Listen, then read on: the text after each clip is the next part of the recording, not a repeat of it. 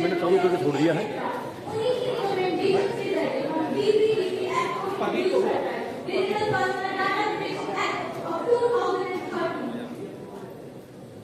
शुरू से शुरू से शुरू से शुरू से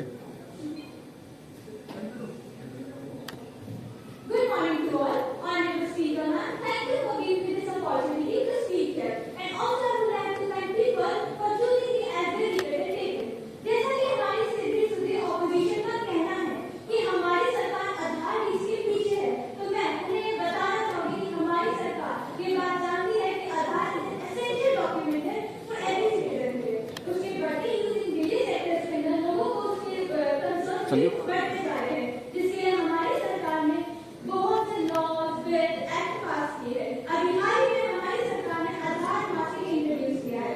मास्किंग ऑफ 8 डिजिट्स, जिसमें हम पहले 8 डिजिट्स को हाइड करते थे और सिर्फ 4 डिजिट्स सिखाते हैं। This can be done manually और सॉफ्टवेयर टूल्स के जरिए। दूसरा है मास्किंग ऑफ आईज। हमारे आधार कार्ड में हमारी आईज होती है व्हिच कंटेन्स बायोमेट्रिक इंफॉर्मेशन। वो किसी अनऑथराइज्ड कंपनी के किसी गलत हाथों में चले जाए तो उसे भी हाइड कर दिया गया। तीसरा है मास्किंग ऑफ QR कोड। हमारे आधार कार्ड में जो QR कोड हमारे demographic details, personal data, sensitive information होती है, उसे प्रोटेक्ट करने के लिए, सेफ गार्ड करने के लिए उसे भी हाइड कर दिया गया। हमारी सरकार ने BMC जैसी कंपनी का भी निर्माण किया है under the chairmanship of BMC जिसमें हमने हाईली एक्सपर्ट लोगों को अपॉइंट किया है जिन्होंने वाइड रेंज ऑफ रिकमेंडेशन दिए on data globalisation, protection, storation, processing etcetera. इन्हीं रिकमेंडेशन के जरिए हम DPDP एक्ट को इंट्रोड्यूस करता है, digital personal data protection act of 2013, जिसमें कंपनीज कैन स्टोर, कलेक्ट और प्रोसेस अपने डाटा को ओनली थ्रू योर कंसेंट। इसमें we have introduced various principles, जैसे प्रिंसिपल नंबर 1 लीगैलिटी। लेट्स आप किसी बैंक में अकाउंट खुलवाना है तो वहाँ आपको KYC कराया जाता है, नो योर कस्टमर, जिसमें हमें अपना पर्सनल इन्फॉर्मेशन देना पड़ता है, आधार कार्ड देना पड़ता है, पैन कार्ड देना पड़ता है, पर्सनल फोटो। लेकिन अब इस बिल के आने के बाद उस कंपनी को डिजिटली वेरीफाई करना पड़ेगा कि जो आपसे डाटा ली है उसका पर्पस क्या है, उसे कहाँ स्टोर करेगी, कब तक रखेगी, कैसे करेगी, सब उन्हें कस्टमर को बताना पड़ेगा।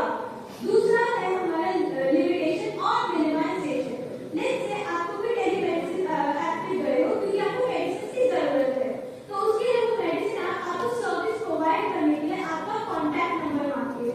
उस कॉन्टैक्ट नंबर के थ्रू अपनी पूरी ही कॉन्टैक्ट लिस्ट ले लेती है। अब इसमें वैसे कस्टमर के कॉन्टैक्ट लिस्ट का गलत इस्तेमाल ना हो, इसलिए हमारे सरकार ने इस बिल को इंट्रोड्यूस किया। इस बिल के बाद जब भी किसी कस्टमर के उसका पूरा डाटा ले रहा है तो रद्द कर दिया गया है। आपको मिनिमम से मिनिमम डाटा है, पूरी ही कॉन्टैक्ट लिस्ट नहीं ले सकते हो आपको सिर्फ मिनिमम डाटा से ही सर्विस प्रोवाइड करानी पड़ेगी।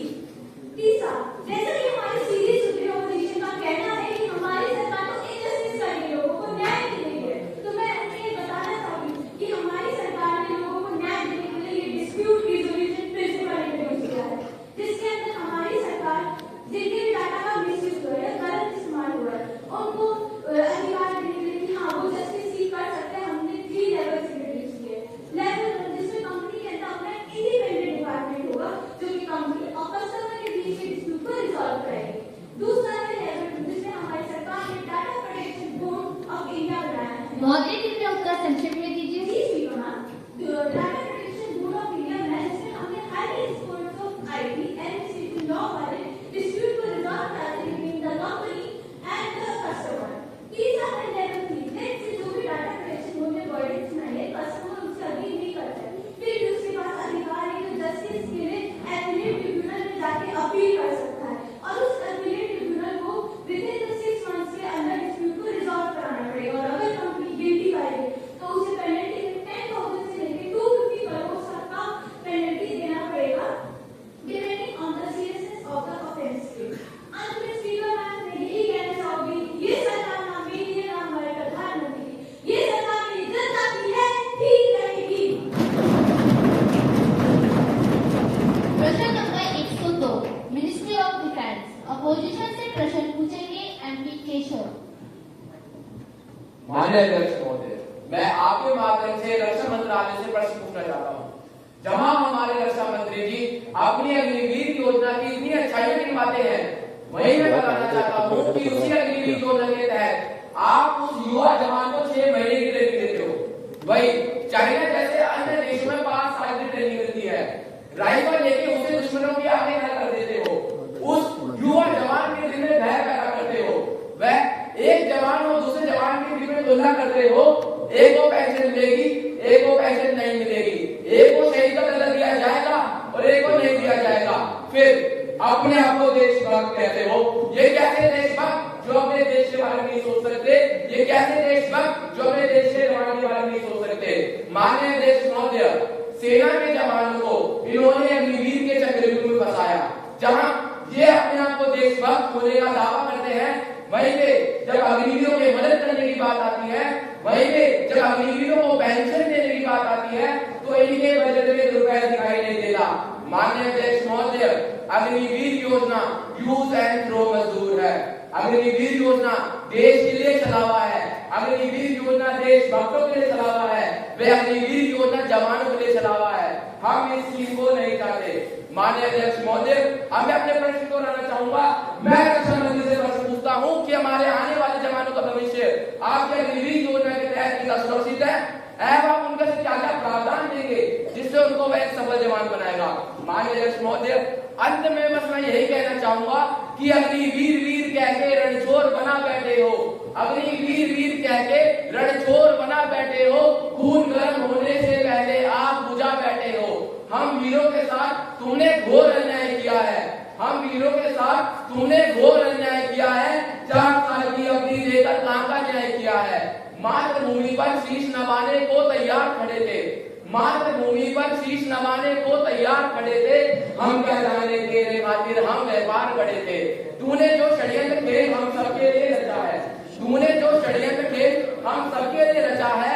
अब इस भारत में कौन सा अभिमन्यु वीर बचा है? ना जाने कितनी बलि दी है पिछले कुछ उन सालों में।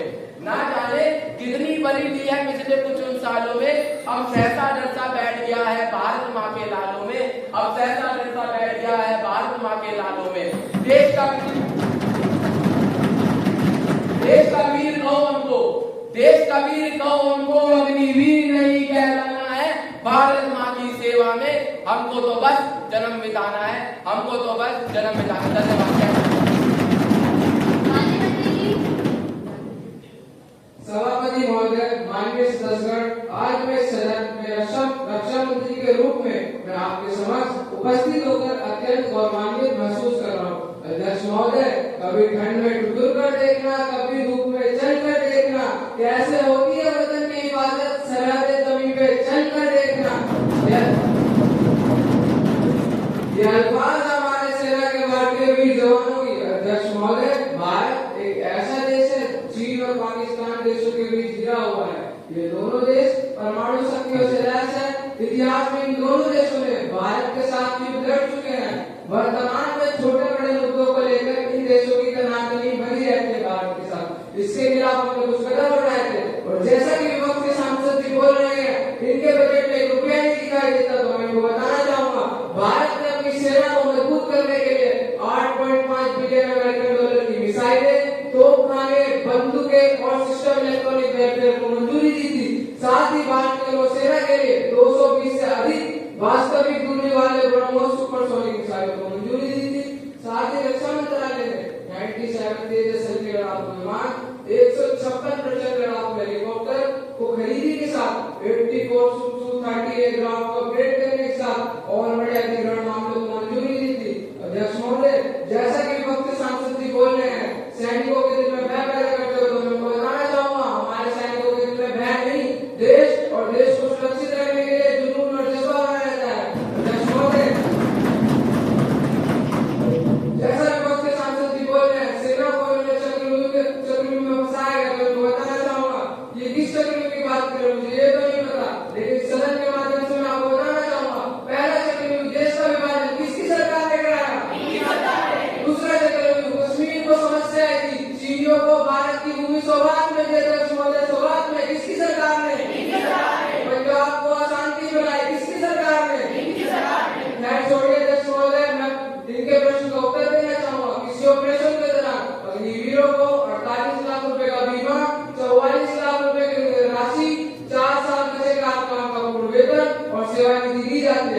अध्यक्ष महोदय, अग्निवीरों के लिए 4 साल बाद रक्षा मंत्रालय की ओर से Assam regiment, Sikkim regiment, Rajput regiment, बाकी अन्य रेजिमेंट में भर्ती को प्राथमिकता देगा। बड़ी कंपनियों ने अग्निवीरों को नौकरी देने का ऐलान किया है। साथ ही अग्निवीरों को नौकरी देने का ऐलान किया है। साथ ही 4 साल के लिए अग्निवीरों के लिए ग्रेजुएशन डिग्री कोर्स दी जाएगी। इस ग्रेजुएशन डिग्री कोर्स की मान्यता देश और विदेश में होगी। अध्यक्ष महोदय, हिमाचल प्रदेश से पहला परम शिक्षक विजेता मेजर सोमनाथ शर्मा थे। कारगिल युद्ध में सबसे ज्यादा शहीद होने वाले उनमें से 2 कैप्टन विक्रम बत्रा और सूबे संजय कुमार हुए। उत्तर प्रदेश से परम शिक्षक विजेता lance Naik Krishna Chandra, flight lieutenant Rakesh Kumar Singh, lieutenant Manoj Kumar Pandey. Punjab से परम शिक्षक विजेता सूबेदार जोगिंदर सिंह, कंपनी हवलदार मेजर पीरू सिंह। मेरे कहने का ये उद्देश्य है महोदय, हमारे युवा एक राज्य से नहीं देश के हर राज्य से आते हैं और हमारी सरकार उनको भर्ती में प्राथमिकता देती है और देती रहेगी। और मैं ये भी कहता हूँ लंबे समय से इंतजार था। जी हाँ, वन रैंक वन पेंशन किसी सरकार ने नहीं दी तो हमारी सरकार में देश महोदय, हमारी सरकार ने। अध्यक्ष महोदय, मैं ये भी बता सकता हूँ अग्निवीर में 100% एम्प्लॉयमेंट की गारंटी है, 100% एम्प्लॉयमेंट की गारंटी है। अध्यक्ष महोदय, लहाजे में बेजुबानी चेहरे पर नकाब लिए फिरते हैं, लहाजे में जुबानी चेहरे पर नकाब लिए फिरते हैं, जिनके खुदे वही नाला कटे हमारा हिसाब लिए फिरते हैं। अध्यक्ष महोदय, सदन को आश्वस्त करना चाहता हूँ, हमारी सेना हमारी भौतिक अखंडता को सुरक्षित रखने के लिए पूरी तरह से प्रतिबद्ध है। इसके खिलाफ किसी भी प्रयास को रोकने के लिए तत्पर है हमारी भारतीय सेना। और मुझे विश्वास है इस सदन हमारी सेना साहस और वीरता का सर्व समर्थन देगा। अध्यक्ष महोदय, पूरी तरह स्वतः इस सदन बिना किसी संशय के भारतीय सेना की समझता, शौर्य, पराक्रम और प्रतिबद्धता का अभिनंदन करेगी। अध्यक्ष महोदय, अंत में मैं कुछ पंक्ति बोलकर अपनी बात खत्म करना चाहूंगा। वतन की मोहब्बत में खुद को दबाए बैठे हैं, वतन की मोहब्बत में खुद को दबाए बैठे हैं, मरेंगे वतन के लिए शर्त मौत से लगाए बैठे हैं। सीमा नहीं बना करती कागज किसी लकीरों से, सीमा नहीं बना करती कागज किसी लकीरों से, घटती बढ़ती रहती है भारत माँ की शमशीरों से। सरहद पर एक फौजी अपना वादा निभा रहा है, सरहद पर एक फौजी अपना वादा निभा रहा है, वो धरती माँ की मोहब्बत को अपना कर्ज चुका रहा है। मेरे जज्बात मेरे कलम से इस तरह वाकिफ हो जाते हैं, मेरे जज्बात मेरे कलम से इस तरह वाकिफ हो जाते हैं। मैं इश्क भी लिखना चाहूँ तो इनकलाब लिख जाता है, मैं इश्क भी लिखना चाहूँ तो इनकलाब लिख जाता है। देश के लिए मर मिटना कबूल है हमें, देश के लिए मर मिटना कबूल है हमें। अखंड भारत को सपने का जुनून है हमें, अखंड भारत को सपने का जुनून है हमें। जब तक जिंदा रहूं इस मातृभूमि के लिए, जब तक जिंदा रहूं इस मातृभूमि के लिए, और जब मरूं तो तिरंगा कफन चाहिए, जब मरूं तो तिरंगा कफन चाहिए। प्रश्न number 103 ministry of external affair. Opposition से प्रश्न पूछेंगे MP रोवर।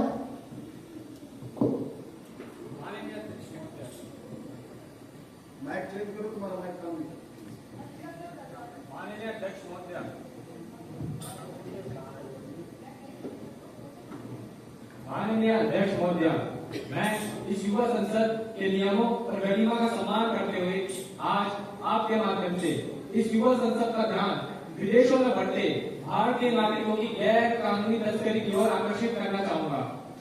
महोदय, फर्जी एजेंटों द्वारा भारतीय नागरिकों को विदेश नौकरियों के लिए बुलाया जाता है, परंतु वह उन नागरिकों से विदेशों में साइबर अपराध तथा गुलामी नौकरियां कराते हैं। महोदय, कुछ व्यक्ति जो कि आतंकवादी संगठन समर्थक हैं, सोशल मीडिया के माध्यम से उन नागरिकों को गुमराह करते हैं। महोदय, पोर्टल द्वारा तकरीबन 3042 फर्जी एजेंसियों की सूचना प्राप्त हुई, जिसे विदेश मंत्रालय द्वारा भी स्वीकार किया गया है, परंतु उनके खिलाफ कोई कार्रवाई नहीं की गई। महोदय, वैसे तो हमारे प्रधानमंत्री जी कहते हैं कि बेटी बचाओ बेटी पढ़ाओ, पर क्या बचाते हैं कि उन्हीं के देश में औसतन 8 मिनट में एक बच्चा लापता हो जाता है। हर वर्ष हजारों बच्चों व महिलाओं को भारत से तस्करी कर विदेश भेज दिया जाता है। बच्चों को तंबाकू व पटाखे बनाने वाली फैक्ट्रीज में काम कराया जाता है तो सड़कों पर भीख मंगवाई जाती है। महोदय, हर वर्ष हजारों महिलाओं को बाहर से तस्करी कर विदेश भेज दिया जाता है, जहां उनका शोषण किया जाता है तथा ऐसी गरीबी परिस्थितियों में रखा जाता है जिनका उल्लेख करना भी यहाँ पे असंभव है।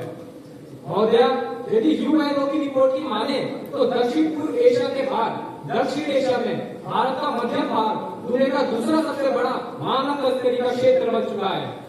महोदया, यदि दिल्ली पुलिस एफआईआर की माने तो वर्ष 2023 में तकरीबन 840 पुलिस द्वारा मानव तस्करी पीड़ितों की एफआईआर दर्ज की गई, जो कि वर्ष 2022 में दर्ज की गई मानव तस्करी पीड़ितों की एफआईआर की तुलना में 22% अधिक है।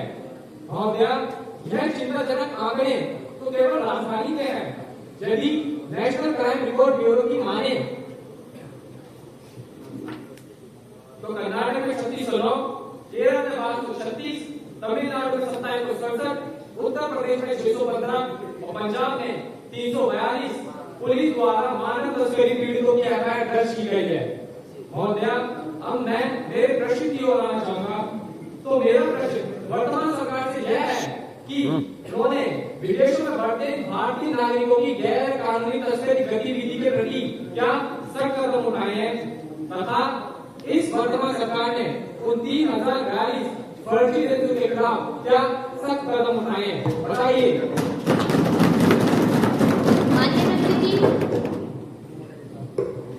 Good morning to all, respected speaker ma'am. Thank you for giving me this opportunity to speak here. Madam Speaker, हमारे पास अब तक कई मामले आए हैं जिनमें भारतीय नागरिक विदेश में पैसों के लालच में भटकी पाए जाते हैं। दुर्भाग्यवश उनमें से कई की मृत्यु हो जाती है या उनके अंगों का व्यापार कर लिया जाता है। मैडम स्पीकर, हम इस मुद्दे को बहुत गंभीरता से लेते हैं। मैंने खुद कई बार इस मुद्दे को देश के अलग अलग विदेश मंत्री के समक्ष उठाया और जब प्रधानमंत्री जी विदेश में थे तो उन्होंने इसे व्यक्तिगत रूप से अलग अलग राष्ट्रीय अध्यक्ष के समक्ष उठाया और उन्हें यह आश्वासन मिला है कि इस प्रकार के केसेस पर विशेष ध्यान दिया जाएगा।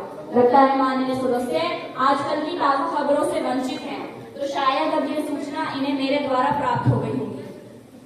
मैडम स्पीकर, मैं आपके माध्यम से माननीय सदस्य को बताना चाहती हूँ कि फर्जी एजेंट्स युवाओं को गुमराह करती हैं और फर्जी पासपोर्ट प्राप्त कराती है, जिसकी सूचना भारतीय सरकार तक विलंब से पहुँचती है।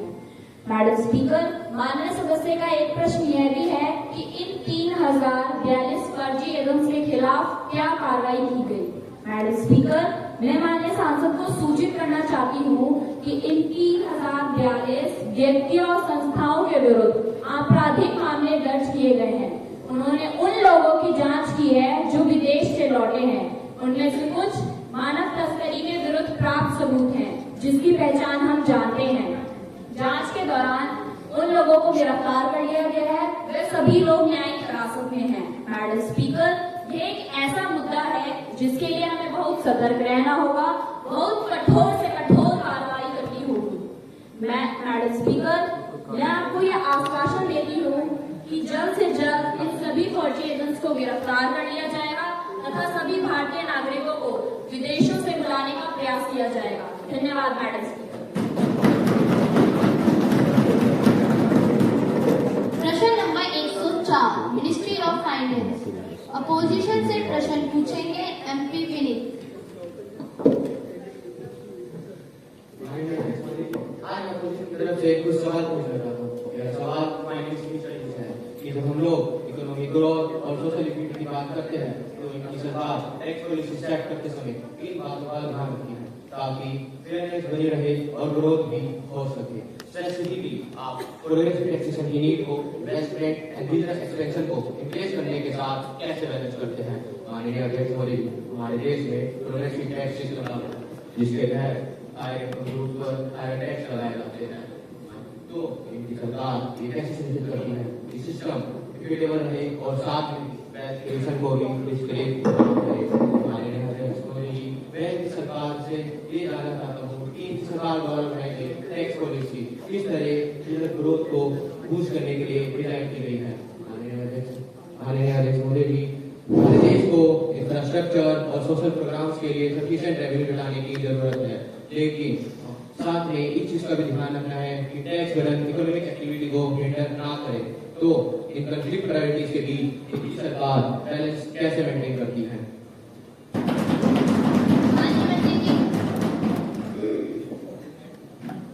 सभी मान्य अतिथि, शिक्षकगण और हमारे उत्साहित प्रतिभागियों का इस यूथ पार्लियामेंट सत्र में बहुत बहुत स्वागत है। आज हम सब यहाँ एक विशेष अवसर के लिए एकत्र हुए हैं, जो न केवल ज्ञान का प्रसार करेगा, अपितु लोकतंत्र की जड़ों को भी मजबूत करेगा। यह है यूथ पार्लियामेंट 2024, एक ऐसा मंच जहाँ युवा की आवाज उठाते हैं, अपने विचारों को साझा करते हैं और हमारे देश के भविष्य के लिए एक नई सोच और समाधान को प्रस्तुत करते हैं। भारत में संसद को लोकतंत्र का सबसे महत्वपूर्ण स्तंभ माना जाता है। यह दो सदनों में विभाजित है, लोकसभा और राज्यसभा। लोकसभा, जिसे जनता का सदन भी कहा जाता है, सीधी जनता द्वारा चुनित प्रतिनिधियों का समूह। इसमें विधेयकों पर चर्चा, नीतियों को लागू करने का फैसला किया जाता है। राज्यसभा, जिसे राज्य का सदन भी कहा जाता है, वह राज्य और केंद्र शासित प्रदेशों के प्रतिनिधियों से बनी होती है। इसका उद्देश्य राज्य के हितों का संरक्षण और उनके सुझाव का प्रतिनिधित्व करना है। संसद का मुख्य कार्य कानूनों का निर्माण करना, उन्हें लागू करना, संसद सरकार के कार्यों की समीक्षा करना है और ये सुनिश्चित करना है कि सरकार जनता के प्रति जवाबदेह है। बजट को पास करना, देश के सामने आने वाली प्रमुख समस्याओं पर विचार विमर्श करना। आज का दिन हम सबके लिए विशेष है, क्योंकि यह दिन लोकतंत्र की संवाद, विचार विमर्श का साक्षी बनने का है। जैसा कि कहा गया है, लोकतंत्र की असली सौंदर्य यह है कि सबको अपनी बात रखने का अधिकार देता है। आज हम इसी सौंदर्य को महसूस करेंगे कि जब हमारे युवा अपनी सोच और दृष्टिकोण से एक नई राह दिखाएंगे। आज हमारे युवा नेता न केवल देश की समस्याओं पर चर्चा करेंगे, अपितु समाधान भी प्रस्तुत करेंगे। जैसा कि महात्मा गांधी जी ने कहा है कि आप स्वयं वही बदलाव बने जो आप दुनिया में देखना चाहते हैं। तो चलिए बिना किसी विलंब के हम यूथ पार्लियामेंट 2024 की आधिकारिक शुरुआत करते हैं। As we step out into the world, let's not forget the roots that have strengthened us. मेरा आचरण ही मेरा प्रमाण है, कहने वाले वह शख्स जो न काम को सिर्फ बताते हैं, अपितु साथ मिलकर कराते भी हैं। The guiding light and the driving force behind the school of coexistence, none other than our respected principal, Dr. Karamveer sir, is going to say a few words. Have a huge round of applause for our incredible leader.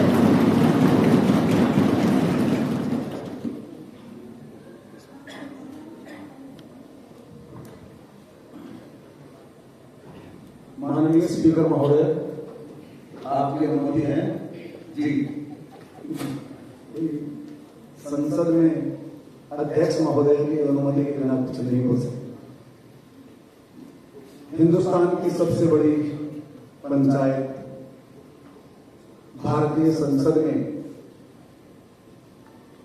Chandni Chowk Lok Sabha क्षेत्र के इस अंतिम छोर पर स्थित विद्यालय का प्रतिनिधित्व करने वाले लोकप्रिय सांसद श्री प्रवीण खंडेलवाल जी,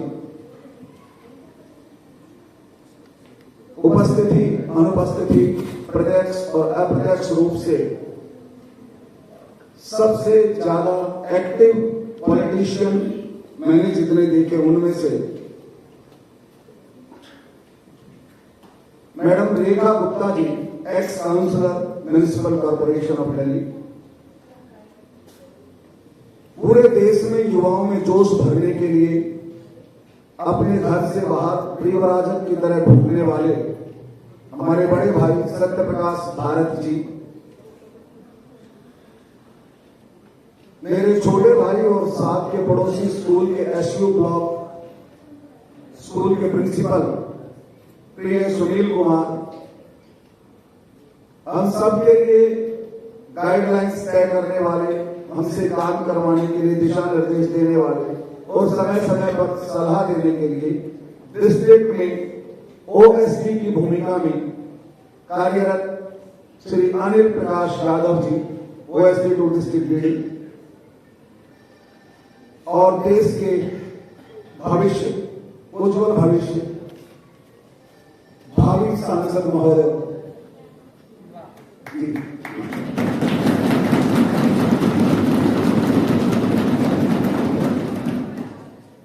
पिछली बार मैंने एक बात कही थी ऊपर मंच से, देश जब भी बदलेगा तो राजनीति से बदलेगा, क्योंकि कानून बनाने की शक्ति राजनीति के पास है।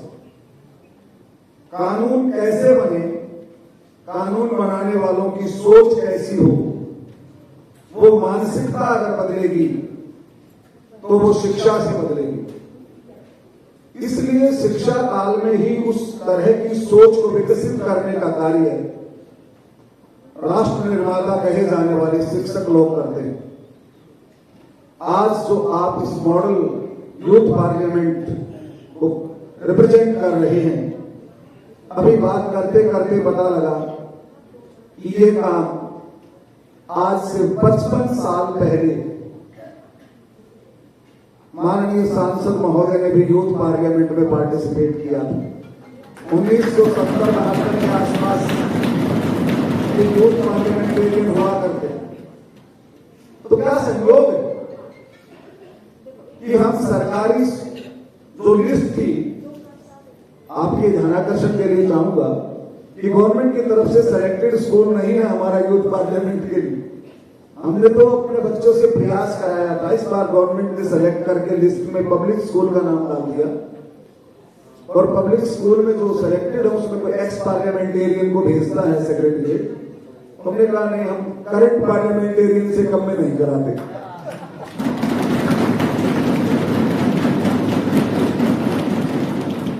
इन बच्चों ने पिछले 2-2.5 महीने से बहुत मेहनत की है।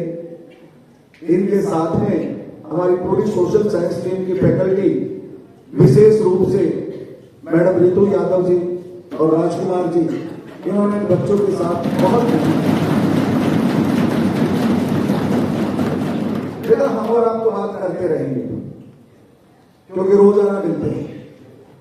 माननीय सांसद महोदय, माननीय पार्षद महोदय, इनके पास जनता के इतने कष्ट, दुख, तकलीफें, समस्याएं आती रहती हैं कि इनको समय निकालना मुश्किल हो। मैं दिल से धन्यवाद माननीय सांसद महोदय का इसलिए भी कर रहा हूं कि इन्होंने 10 बजे का समय दिया, लेकिन इनकी कोई मीटिंग आ गई तो बहुत आसान सा था, ये अपने पीए को बोलते कि भाई वहां मैसेज कर दो, मैं नहीं जा पाऊंगा, और हम थोड़ा सा मुंह उतार लेते, दुखी होके काम तो करना ही था भाई, तैयारी तो कर रखी। इनका मेहनत देखिए, इनका बड़प्पन देखिए। इन्होंने मुझे सुबह 7 बजे मैसेज किया कि मेरा प्रोग्राम प्री शेड्यूल हो गया है और मैं स्कूल में 9 बजे पहुंच जाऊंगा और 9:30 बजे मुझे निकलना है क्योंकि मेरी कोई मीटिंग है। Sir thank you so much कि आपने हमें इस लायक समझा। मैं 3-4 बातों की तरफ आपका ध्यान स्कूल के लिए दिलाना चाहता हूं, आप संबोधन करेंगे। मेरा स्कूल हिंदुस्तान का बेस्ट स्कूल है, मैं ऐसा मानता हूं। मुझे इसके लिए सर्टिफिकेशन की जरूरत नहीं है कि किसी लिस्ट में बेस्ट स्कूल ऑफ इंडिया की कोई कैलकुलेशन और उसमें मेरा नाम आए, आई लिस्ट बहुत। मुझे मेरे बच्चों पर, मेरे टीचर्स पर भरोसा है, and they are doing wonders. मेरी कम्युनिटी ने इस बात को स्वीकार कर लिया है, मेरे स्कूल मैनेजमेंट कमेटी के मेंबर चाहे गुप्ता जी हैं, सुमन जी हैं, इन्होंने इस बात को स्वीकार कर लिया, मेरे अड़ोसी पड़ोसियों ने स्वीकार कर लिया कि school is the miniature model of the society. और जब भी मुझे जरूरत होती है खड़े मिलके, जहां भी कहीं वैल्यू एजुकेशन की बात आती है, तो जैसा कि आपने आते ही देखा, आपके यहाँ आने से पहले माननीय संसद महोदय आपकी बागवानी देखने गए थे, आपका किचन गार्डन देखकर आए। तो हम ये मानते हैं कि बच्चों को शिक्षा के लेवल पर 3 चीजें करानी बहुत जरूरी है। एक विद्याभ्यास, जो नॉर्मल रूटीन में सीआरटी ने हमें दे रखा है, उसमें जो एकेडमिक्स में जिसकी जैसी परफॉर्मेंस होगी, मेहनत करेंगे, नंबर आएंगे, सरकारी नौकरी की लाइन में लगेंगे, मिल जाएगी, या अपना कुछ स्टार्ट करें। दूसरा व्यवहाराभ्यास, जो सबसे ज्यादा इंपॉर्टेंट है। 99% नंबर लेकर अगर बच्चा अपने पिताजी से बात नहीं करता तो मेरे लिए वो 0% नंबर नहीं के बराबर है। अगर बच्चा आईआईटी में सेलेक्ट हो गया लेकिन नशे में चला गया तो मेरे लिए वो 0 है।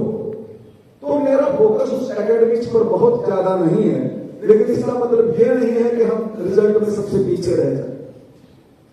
इंटरपर्सनल रिलेशनशिप के लिए हमारा स्कूल सर काम करता है पेरेंट्स पर। आप पहली बार सुनेंगे तब जिंदगी की बात पेरेंट्स के साथ। इस विद्यालय में रोजाना सुबह 1 घंटा होती है। सुबह 1 घंटा डेली 100 पेरेंट्स को बुलाते हैं और उनके साथ जिंदगी की बात पेरेंट्स के साथ करते हैं। जैसे अभी हमने पिछले दिनों खत्म किया, 1 तारीख से दोबारा शुरू करेंगे। तो क्लास वाइज 2-3 सेक्शन को बुलाते हैं, उसमें से लगभग 70% के आसपास अटेंडेंस होती है और पेरेंट्स बहुत अच्छा कोऑपरेट करते हैं। उसमें भी यही बात करते हैं कि पढ़ना क्यों है, बच्चों के साथ कैसे रहना, क्यों रहना। नहीं तो आजकल ये तो बड़े अखबार में पढ़े रहे कि बच्चे ने अमेरिका से वीडियो कॉल पर दी अंतिम विदाई और कोरियर से मंगवाई अस्थियां। इस काम के लिए थोड़ा ही पढ़ा रहे हैं बच्चों। अपनों के साथ अपने न जिएंगे तो फिर क्या ही जीना। दूसरा मेरे विद्यालय की विशेष भूमिका ये है कि हम स्पोर्ट्स में, हम एकेडमिक्स में, होलिस्टिक एजुकेशन में हम किसी से पीछे नहीं और हम किसी के कंपटीशन में नहीं। हम कंपटीशन में पार्टिसिपेट नहीं करते। पिछले दिन एक कॉल आई थी मेरे पास कि सर होलिस्टिक एजुकेशन के नाम पर आपके स्कूल में बहुत कुछ काम हो रहा, क्या हो रहा, हमने बता दिया।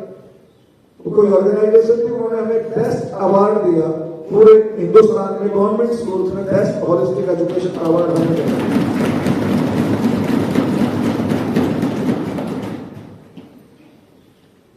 तीसरी चीज है विद्याभ्यास, व्यवहाराभ्यास के बाद तीसरी चीज है कर्माभ्यास, डिग्निटी ऑफ लेबर। बहुत सारे साथी ऐसा बोलते हैं, कंप्लेंट हो जाएगी, बच्चों से झाड़ू क्यों लगवा रहे हो, बच्चों से काम क्यों करा रहे हो। मैं झाड़ू नहीं लगवाता हूं बच्चों से, मैं उन बच्चों से झाड़ू लगवाकर ये बताता हूं कि बेटा स्कूल में सफाई करने वाला कर्मचारी गंदा काम नहीं कर रहा, वो बहुत ही महान काम कर रहा है। उनको उतनी ही रिस्पेक्ट की जरूरत है जितनी हम अपने माता पिता को देते हैं।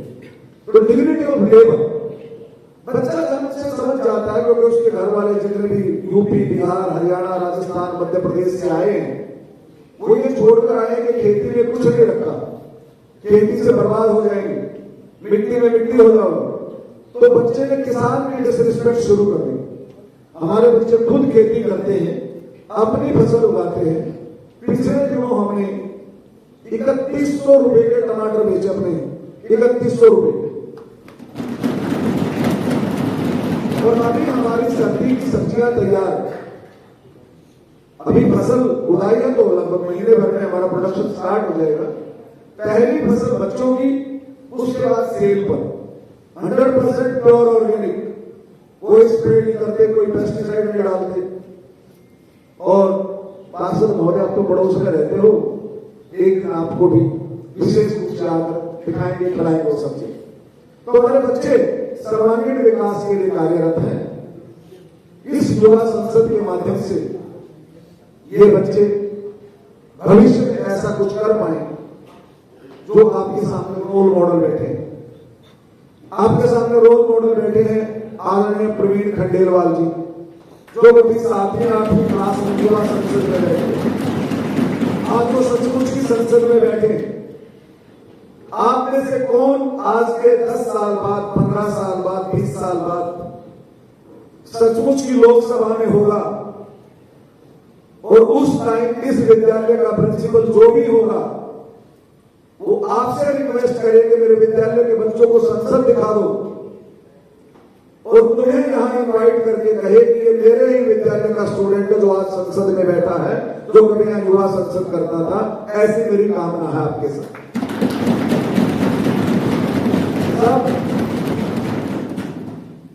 आपके साथ बहुत अच्छा लगता, आप और जितना ज्यादा समय हमें दे पाते, पर इससे पहले कि हम आपको उद्बोधन के लिए आमंत्रित करें, मैं परंपरा का निर्वाह करते हुए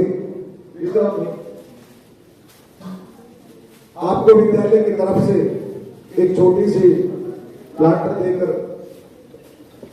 एक सर आपकी जानकारी के लिए एक बात और बताना चाहता हूं। हमारे विद्यालय का नाम स्कूल ऑफ को एग्जिस्टेंस रखा है। स्कूल ऑफ को एग्जिस्टेंस का मतलब है कि I exist because you people exist, I exist because nature exist. उसके लिए हम स्कूल ऑफ को एग्जिस्टेंस में काम करते हैं, तो प्लीज आई सर।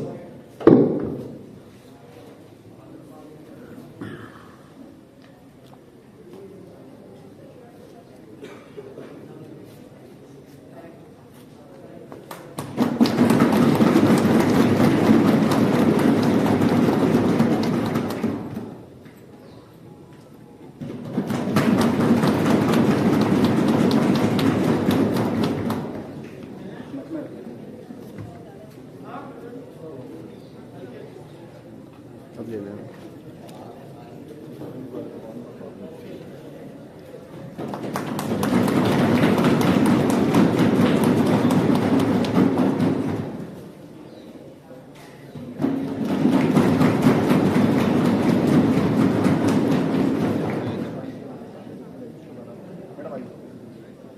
जुमला जी, आप इनको शॉर्ट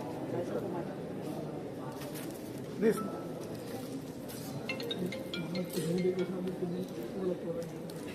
जी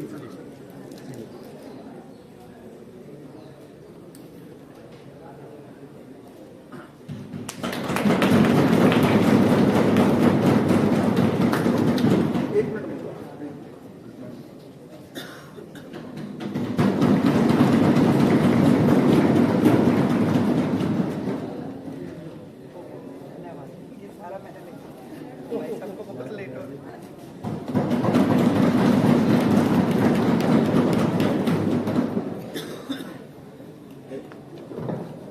सर आप आए और अपने उद्बोधन में बस एक जानकारी और दे दूं कि मेरे स्कूल में मेरे विद्यालय के टीचर्स, मेरी कम्युनिटी खुले दिल से विद्यालय को दान देकर इस लायक बनाती है कि हमारे बच्चों को 12 कंप्यूटर, 3 इंटरेक्टिव पैनल, सामने किशन बासिया जी के नेतृत्व में जो रामलीला कमेटी है, उन्होंने बच्चों के लिए स्मार्ट पैनल्स हैं, उनके लिए जोरदार तालियां हो रही है।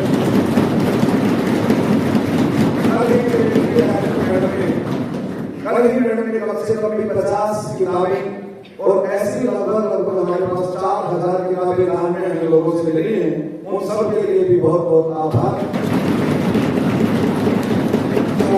आप हमें संदेश दें, आप हमें मार्गदर्शन दें प्लीज।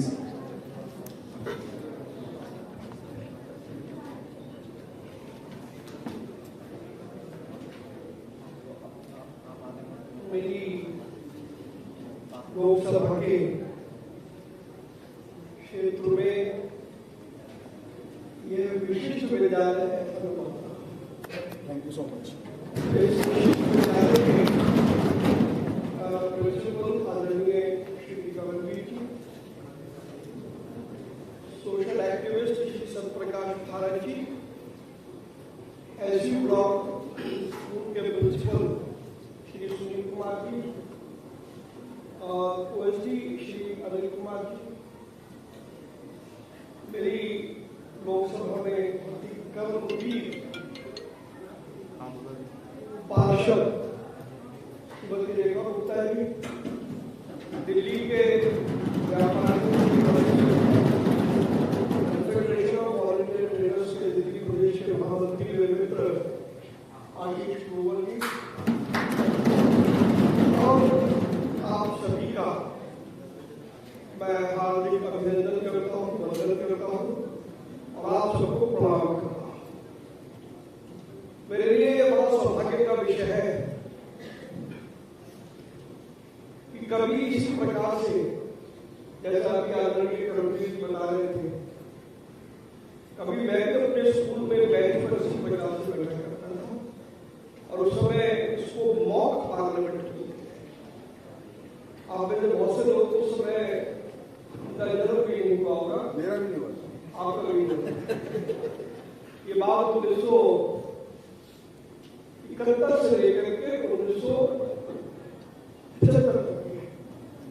75 में इमरजेंसी लग गई तो फिर देश में कहीं पर भी मॉक पार्लियामेंट हुई और उस समय विपक्ष के नेता देश के पूर्व प्रधानमंत्री आदरणीय श्री अटल बिहारी वाजपेयी थे। तो मैं अटल जी में अपनी छवि देखता था।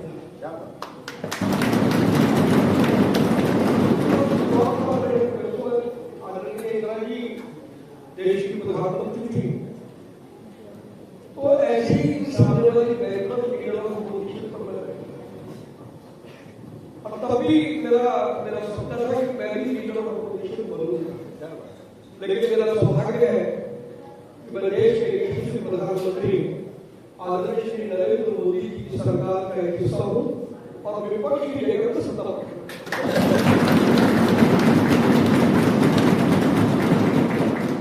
और आप यकीन माने, मैं मानता हूं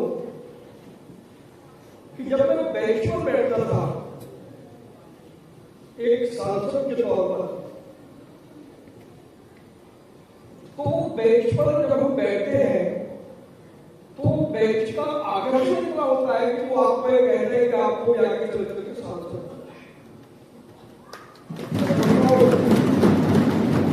लोग बैठे, यदि आप सब लोग बैठे हैं, जरूर आपको से कुछ लोग भारत की संसद में जरूर जाएंगे, ऐसा मेरा मानना है। इस प्रकार के जो मॉक पार्लियामेंट है या यूथ पार्लियामेंट है, अगर इस तरीके के आयोजन होते हैं तो कहीं ना कहीं हमें देश के लोकतंत्र के प्रति, डेमोक्रेसी के प्रति हमारे विश्वास को और मजबूत करते हैं। इसलिए इस प्रकार के कार्यक्रमों का होना बहुत जरूरी है और मैं सर्वोदय स्कूल को इसके लिए बधाई देता हूं। मैं विशेष रूप से बधाई दूंगा श्री राजकुमार जी को और रितु यादव जी। मैं भी उस प्रैक्टिस के दौर से गुजरा हूं, तो इन बच्चों को इस प्रकार दक्षता से तैयार करने में अगर हमारे टीचर्स को नहीं करते तो फिर इतनी अच्छी पार्लियामेंट नहीं हो सकती। मैं चाहूंगा एक बार जोरदार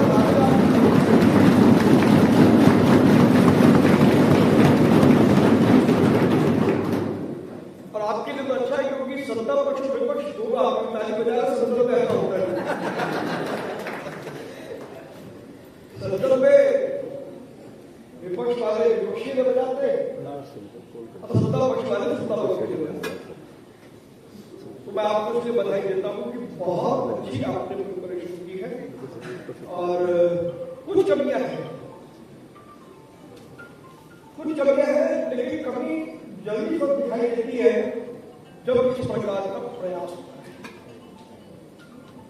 और आपने प्रयास किया और एक अच्छा प्रयास में देख रहा था, सवाल पूछे जा रहे थे, उसके जवाब दिए जा रहे थे और मैंने देखा कि जवाब जो दिए गए वो पढ़ने के नहीं,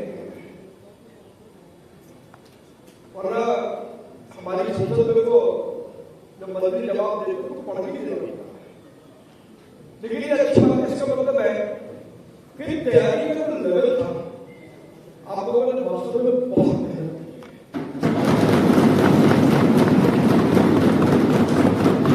मोदी जी जो मैं केवल आपका ध्यान है, मैं जो बातें कर रहा हूँ इसलिए कि मेरी कॉन्स्टिट्यूएंसी में अगर पार्लियामेंट हो तो वो सर्वश्रेष्ठ होनी चाहिए।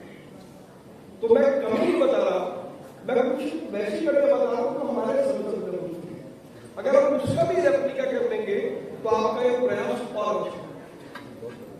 जैसे जब हम सवाल पूछते हैं तो सवाल जब मैंने देखा कि सवाल पूछा तो सवाल में भाषण ऐसा नहीं, मंत्री उसका एक बहुत संक्षिप्त जवाब देगा, उसके बाद जो सवाल पूछता है उसको सप्लीमेंट्री क्वेश्चन पूछने का अधिकार सप्लीमेंट्री में वो अपना भाषण दे सकता है।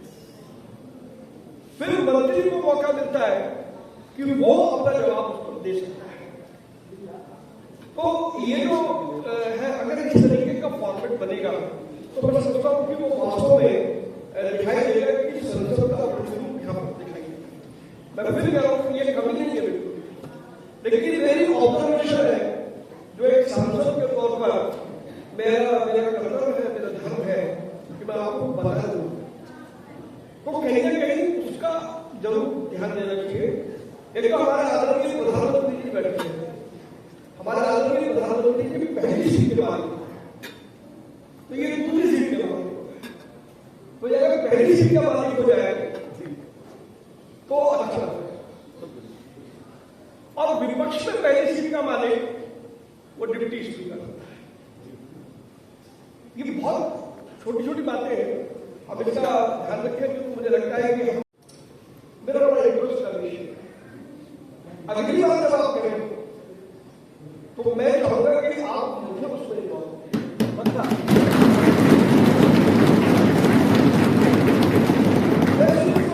मैं उस सीमा तक नहीं पहुंचूंगी, समय की माध्यमता समय की कमी चलती है, मैं उस सीमा तक सिर्फ इन्वॉल्व होगा कि मैं देखूंगा कि जो पार्लियामेंट में हम बैठते हैं उसका प्रतिरूप सिर्फ मेरा उत्तर नहीं मानना है। और अगली बार जब पार्लियामेंट होगी तो मैं एक बात आपसे कहता हूँ कि मैं संसदीय कार्य मंत्री को लेकर ताकि लगे कि मेरी लोकसभा में मुझे पता बाकी की लोकसभा में हो रहा है नहीं हो रहा है, क्योंकि मेरे किसी बाकी पिछले सांसदों ने ऐसा जिक्र मुझसे नहीं किया, लेकिन मैं मेरी लोकसभा में आपने एक प्रयास किया, इससे मेरा मस्तक गौरव से ऊंचा।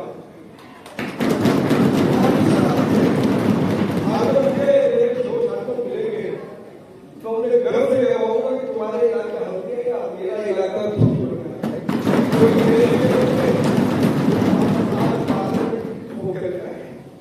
ये प्रयास वास्तव में बहुत अच्छा है और मैं आप लोगों से भी निवेदन करूंगा इसको उतना हल्के से लाइए। और अगर आपने इसमें अपनी मन और आत्मा को जोड़ दिया तो मैं आप में से अनेक लोगों में देश के भविष्य सांसद का प्रतिरूप देख रहा हूं, ऐसा मेरा मानना है।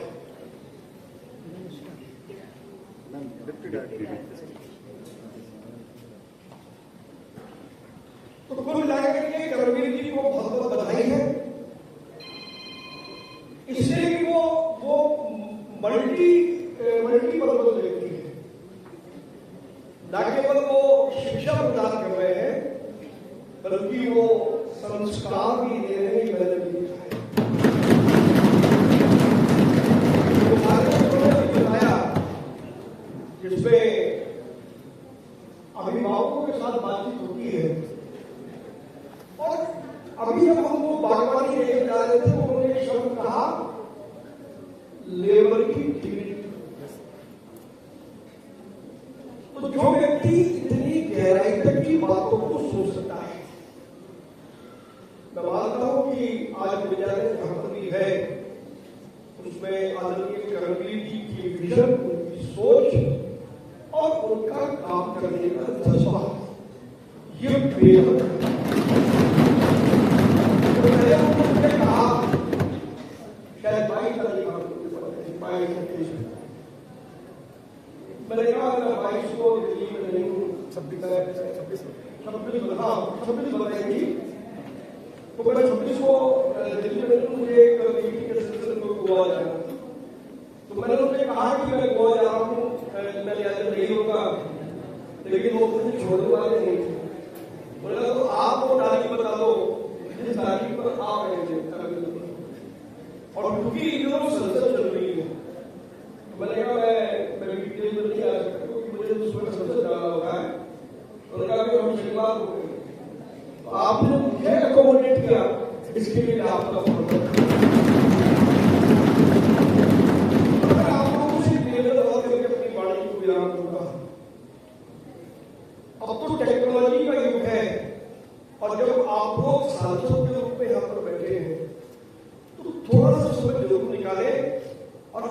संसद की कार्रवाई को रोकते हैं। संसद की कार्रवाई यूट्यूब के ऊपर हमेशा वो जो सांसद झगड़े करते हैं वो देखें और झगड़ों से कोई प्रेरणा न लगे, लेकिन वहां किस तरीके से आचरण होता है, किस तरीके से सवालों के जवाब दिए जाते हैं, किस तरीके से सवाल पूछे जाते हैं, वो जरूर आपको बारीकी से देखें। और अगर ऐसा हुआ तो मेरा पूरा विश्वास है कि अगले वर्ष जब हम इस पार्लियामेंट को करेंगे तो इसका रूप कोई दूसरा होगा और हमें लगेगा कि वास्तव में हम विश्व के सबसे बड़े लोकतंत्र के भव्य मंदिर के अंदर बैठे। ये आज जो कार्यक्रम होगा ये कोई छोटी बात नहीं, बड़ी बात है। जैसे मैं अक्सर कहता हूं कि 140 करोड़ लोगों के देश में मात्र 543 लोग ऐसे जिन्हें उस लोकतंत्र के मंदिर में बैठने का सौभाग्य प्राप्त होता है और परमात्मा ने मुझ पर इतनी कृपा की है कि उन 543 विशिष्ट लोगों में मुझे भी शामिल किया। ये मेरे लिए बड़े सौभाग्य। बेशक ये वॉक पार्लियामेंट है, लेकिन ये मिनी पार्लियामेंट है। यहां पर भी आपको बैठने का मौका मिला, उसके लिए आप सब लोग बड़े सौभाग्यवान हैं। तो यहां से हम कुछ सीख लेकर के जाए। जैसे जब मैं 1972 से लेकर के 75 तक आपकी तरीके से बेंच पर बैठता था, तो वहां से मुझे लगा कि मुझे भी एलपी मिला है। तो आप सब भी आप सबके बहुत उज्जवल भविष्य की कामना करता हूं और इस स्कूल को और विशिष्ट बनाने में आपको मेरा कोई भी सहयोग चाहिए तो मैं आपको अपना सारा सहयोग दूंगा। मेरा निवेदन हमारी बहन रेखा उत्तर की से है कि रेखा जी हमने देखा बहुत सारा काम करती है, रोज सुबह शाम कोई ना कोई प्रोजेक्ट करती है, तो आप विशेष रूप से इस स्कूल पर आओ।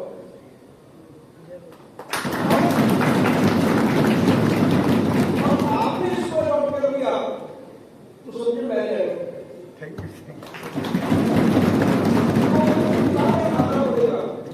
मैं जरूर आऊंगा। इस स्कूल को और बेहतर कैसे बना सकते हैं, पब्लिक स्कूलों की क्या स्थिति है हम सबको मालूम है, उस पर मैं आज नहीं करूंगा, लेकिन हमारा कोई भी स्कूल किसी भी पब्लिक स्कूल से कम देखा है और अपने आप में बहुत महत्वपूर्ण है।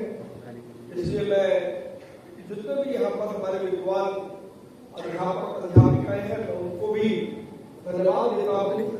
जो मैनेजिंग कमेटी है मैं उन सबका भी बहुत आभार मानता हूँ और जो और सहयोगी है चाहे वो मिशन वासी हो या और कोई भी लोग हो, हम सब लोग प्रधानमंत्री नरेंद्र मोदी जी के नेतृत्व में देश की शिक्षा को हम और अच्छा बनाना चाहते हैं। लगातार हम लोग संसद में इसकी चर्चा कर रहे हैं। मुझे पूरी उम्मीद है कि सोमवार से संसद में चर्चा शुरू हो जाएगी। तो मैंने भी बहुत सारे क्वेश्चन लगाए जिसमें से 2 क्वेश्चन तो एजुकेशन सिस्टम को ही लेकर, तीसरा क्वेश्चन महिलाओं को एजुकेशन में हमारी बेटियां यहाँ पर है और कभी बड़ी होती है तो जिस तरीके का सामना करना पड़ता है। मैंने ये सुझाव किया है, मेरा क्वेश्चन लगा हुआ है कि एजुकेशन में महिलाओं को हमारी जो बेटियां हैं उनको डिफेंस भी सिखाया जाता है, जो सब ये गरीब कर रहे हैं। तो इसलिए बहुत सारी चीजें हैं, मुझे लगता है कि लगातार हो रहेगा और ये इतना अच्छा है कि सामने 2 बार घटना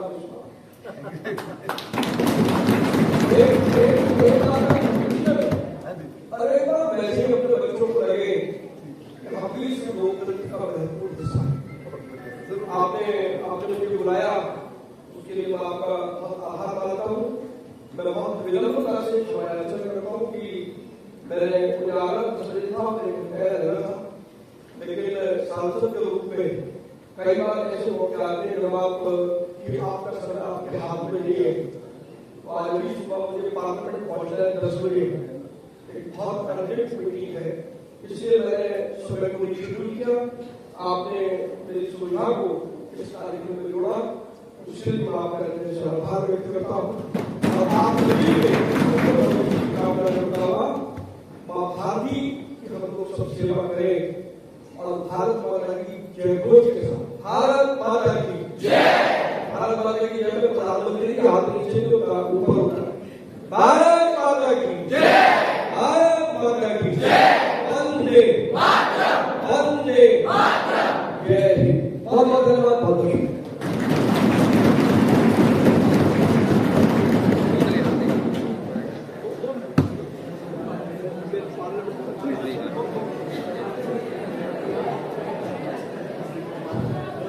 माननीय सांसद महोदय का बहुत बहुत धन्यवाद। और हमारे लिए सौभाग्य की बात यह है कि हम सबके मार्गदर्शक इस डिस्ट्रिक्ट के government aided, private, unaided, aided सभी स्कूलों को मार्गदर्शन देने के लिए तत्पर, कुशल और कुशाग्र बुद्धि के साथ काम करते हुए हमारी मार्गदर्शिका deputy director district madam doctor बारिश विजयन जी हमारे बीच आई। मैं आपका बहुत बहुत स्वागत है। और क्योंकि माननीय सांसद महोदय जल्दी में है तो मैं आपसे निवेदन करूंगा कि आप आए हुए अतिथि का एक बार धन्यवाद करें। आप प्लीज एड्रेस करें।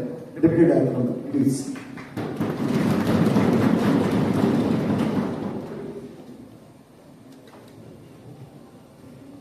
सुप्रभात, सभी को नमस्कार।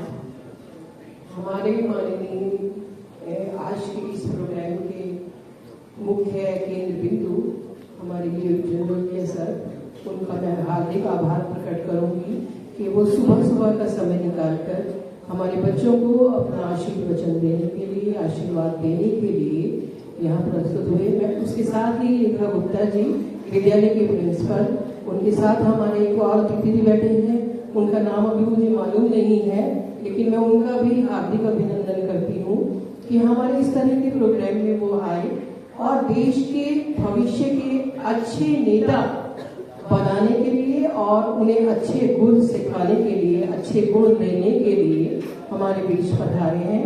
हमारे बच्चे जो ये अच्छी अच्छी पोशाक में prime minister, commerce minister, foreign ministers बैठे हैं, तो मुझे लगता है कि अवश्य ही हमारे बच्चों के सामने बैठे हैं, भविष्य में एक अच्छे नेता बनेंगे, देश की सेवा करेंगे, जिन्हें हमारे चंदौलिया सर जैसा अच्छा मार्गदर्शन मिला है। मैं चाहती हूँ सर, जल्दबाजी में हुआ प्रोग्राम, मैं लेट इसलिए हो गई, उसके लिए क्षमा प्रार्थी हूँ कि प्रोग्राम जल्दी हुआ, मेरे पास सूचना थोड़ी लेट पहुंची, फोन लेट देखा, तो भविष्य में इस तरह की गुस्ताखियां और नादानियां हमारे से होंगी नहीं, मैं क्षमा प्रार्थी हूँ। और आपको यहाँ आने के लिए हार्दिक धन्यवाद देती हूँ कि अपनी इतनी कीमती और मूल्यवान समय में हमारे बच्चों के लिए आप आए, समय निकाला और भविष्य में भी निकालते रहेंगे। साथ ही मैं इस चीज की भी हार्दिक धन्यवाद देती हूँ, आभारी हूँ कि आपने हमारे स्कूल को अडॉप्ट करने के लिए रेखा गुप्ता मैडम को चुना और कहा कि मैंने ही इस स्कूल अडॉप्ट कर लिया है, तो अवश्य ही हमारा स्कूल नई ऊंचाइयों को छुएगा। मेरे प्रिंसिपल बहुत अच्छे हैं, बहुमुखी प्रतिभा के धनी है, अवश्य इस स्कूल को ऊंचाइयों तक ले जाएंगे। और सर, आपका आशीर्वाद हमारे मेरे डिस्ट्रिक्ट पर, मेरे बच्चों पर, मेरे टीचर्स पर, प्रिंसिपल पर, सब पर बना रहेगा, ऐसा मेरा मानना है। Thank you.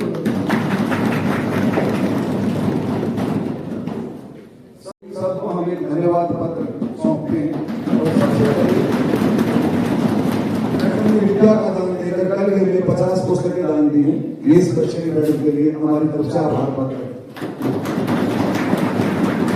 आप सभी के साथ आप फोटो के एक फोटो बीच में प्लीज आप भी आ जाइए। जब भी हम सुनते हैं कि आज किसी किसान भाई ने 15 घंटे, हमें दिल से बुरा लगता है, हमारी आंखें शर्म से झुक जाती है, हमें महसूस होता है कि आज हमारा कोई प्रिय हमसे दूर हो। लेकिन महोदय जी की तो मांगे बदल गई, अब इन्हें अन्नदाता भी याद आता है, क्योंकि अन्नदाता की वजह से विपक्ष में बैठा है, इन्हें एमएसपी भी याद आती है क्योंकि इनसे दी नहीं गई, हम दे रहे थे, इन्हें हजम नहीं होती। महोदय जी 11 वर्ष पहले जब सत्ता में विपक्ष की सरकार थी तो एमएसपी का दाम हमने देखे वो बहुत कम थे, लेकिन हमने बढ़ाया, लेकिन सिर्फ एक आंकड़ा काफी है। तो मैं इन्हें बता दूं, बजट एलोकेशन इनकी सरकार में 21,934 करोड़ था, चलिए 22,000 करोड़ मान लेते हैं, लेकिन यही आंकड़ा बढ़ा के हमने इस पर 1.5 लाख करोड़ कर दिया, जो कि 5 गुना था। महोदय जी, एमएसपी की फसलों के दाम जो हमने बढ़ाए, इन्हें कैसे पता होगा? क्योंकि इन्हें खेती से तो मतलब ही नहीं है। तो इन्हें मैं बता दूं, एमएसपी के फसलों के दाम जो इनकी सरकार पे मिलता है 1250, हम देते हैं 2625, जो 1100 हम देते हैं 1850, मक्का 1310 हम देते हैं 2225। ऐसे कई फसलें हैं जिनमें हमने एमएसपी के दाम बढ़ाए और एमएसपी अब दे रहे हैं। महोदय जी, किसानों के लिए बहुत सारी योजनाएं चल रही है। कृषि एक बहुत बड़ा क्षेत्र है, उसमें मैं कुछ योजनाएं गिनवाना चाहूंगा। जैसे प्रधानमंत्री फसल बीमा योजना, जो कृषि की सबसे बड़ी फसल बीमा योजना है। प्रधानमंत्री कृषि सिंचाई योजना, जिसमें किसानों की सिंचाई का ध्यान रखते हैं। प्रधानमंत्री किसान सम्मान निधि, किसानों को हर वर्ष उनके खाते में 6,000 रुपए दिए जाते हैं। और जैसे किसान credit card, soil health card, जिससे किसान अपनी मिट्टी की परख कर सके, उन्हें क्या हुआ है तो उसकी जांच कर सके। महोदय जी, ऐसे ही हमारा हर एक कदम, आपको एमएसपी हो या योजनाएं हो, और हर एक चीज जो हम कदम उठाने किसानों के लिए, वो किसानों के लिए फायदे के लिए। मैं, मेरी सरकार और हमारी सरकार, हमारा बस एक ही लक्ष्य है कि हम कृषि में 1,00,000 व्यवसाय में बदले, और मेरा विश्वास है ये एक दिन जरूर होगा। आखिर में मैं अपनी बात करना चाहूंगा। धरती माँ के आंचल में अर्जुन ने हल चलाया, पसीने की धार से हर बीज अंकुरित करवाया, किसी ने जनता का गीत गाया, कर्म का पाठ सुनाया, कृष्ण ने संतों पूजा का रूप बनाया। भीम की शक्ति और विदुर की बुद्धिमानी, भीम की शक्ति और विदुर की बुद्धिमानी, किसके हाथों में प्रकृति की राजधानी। नदी से 35 की मेहनत की धारा, किसी ने यह देश की सवाल। बहुत बहुत ministry of commerce and industry, opposition से प्रश्न पूछेंगे एमपी शिवराज।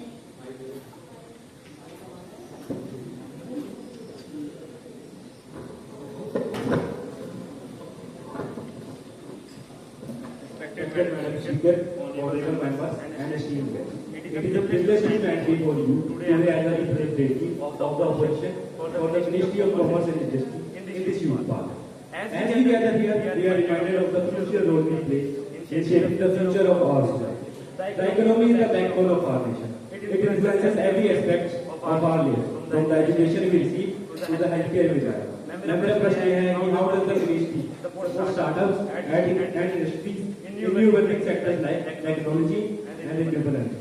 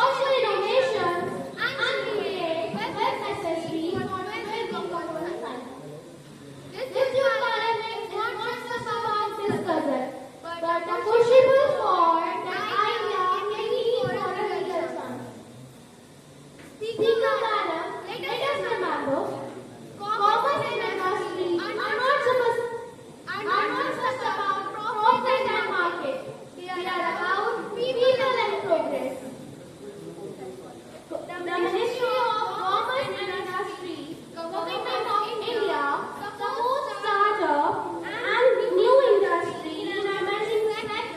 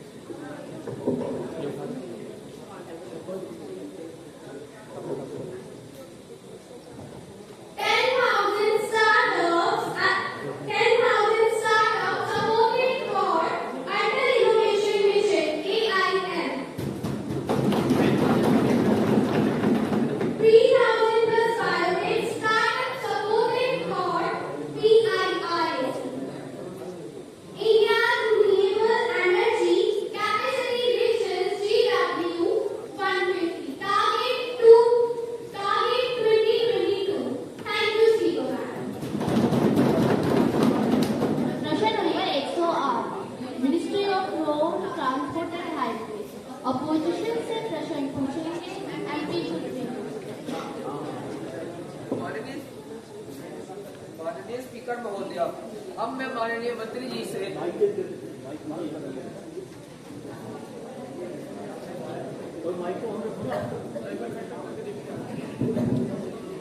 स्पीकर महोदय, अब मैं माननीय मंत्री जी से पूछना चाहूंगा कि हमारे पूरे भारत देश में इतने सड़क हादसे क्यों बढ़ते जा रहे हैं? आए दिन एक सड़क हादसे के बारे में पता चलता है कि आगे गाड़ी में 4 लोगों की मौत एक सड़क पर बड़ा घटना होने के कारण हो गई। और अगर मैं डेटा की बात करूं तो 2023 में 1.7 लाख रोड एक्सीडेंट्स रिकॉर्ड किए गए। क्या कोई अनुमान है कि ये सब कैसे हुआ? शायद नहीं होगा। तो ये सब मैं आपको बता दूं कि ये सब सड़कों का काम न करने की वजह से हुआ है। चलो ये बात रही सड़कों की, तो मैं बात करूं पुलों की।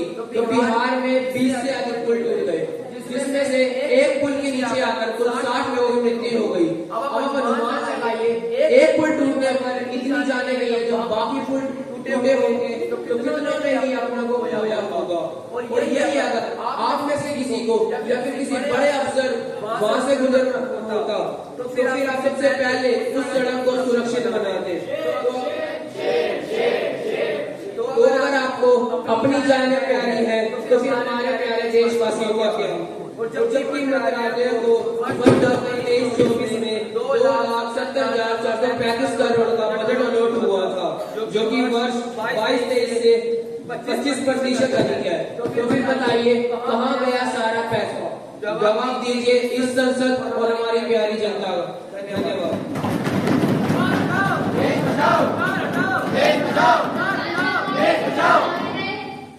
प्रश्न नंबर माननीय अध्यक्ष महोदय, आज इस सदन में मुझे परिवहन मंत्रालय की ओर से बोलने का अवसर मिला। सबसे पहले मैं आप सभी का धन्यवाद देना चाहूंगा। भारत में हो रहे परिवहन बदलाव में आप सभी ने अपना पूरा सहयोग किया है। हम सभी ये जानते हैं कि किसी भी देश में जब परिवहन तंत्र मजबूत होता है तो न केवल ट्रांसपोर्ट में एवं अर्थव्यवस्था में भी वृद्धि होती है।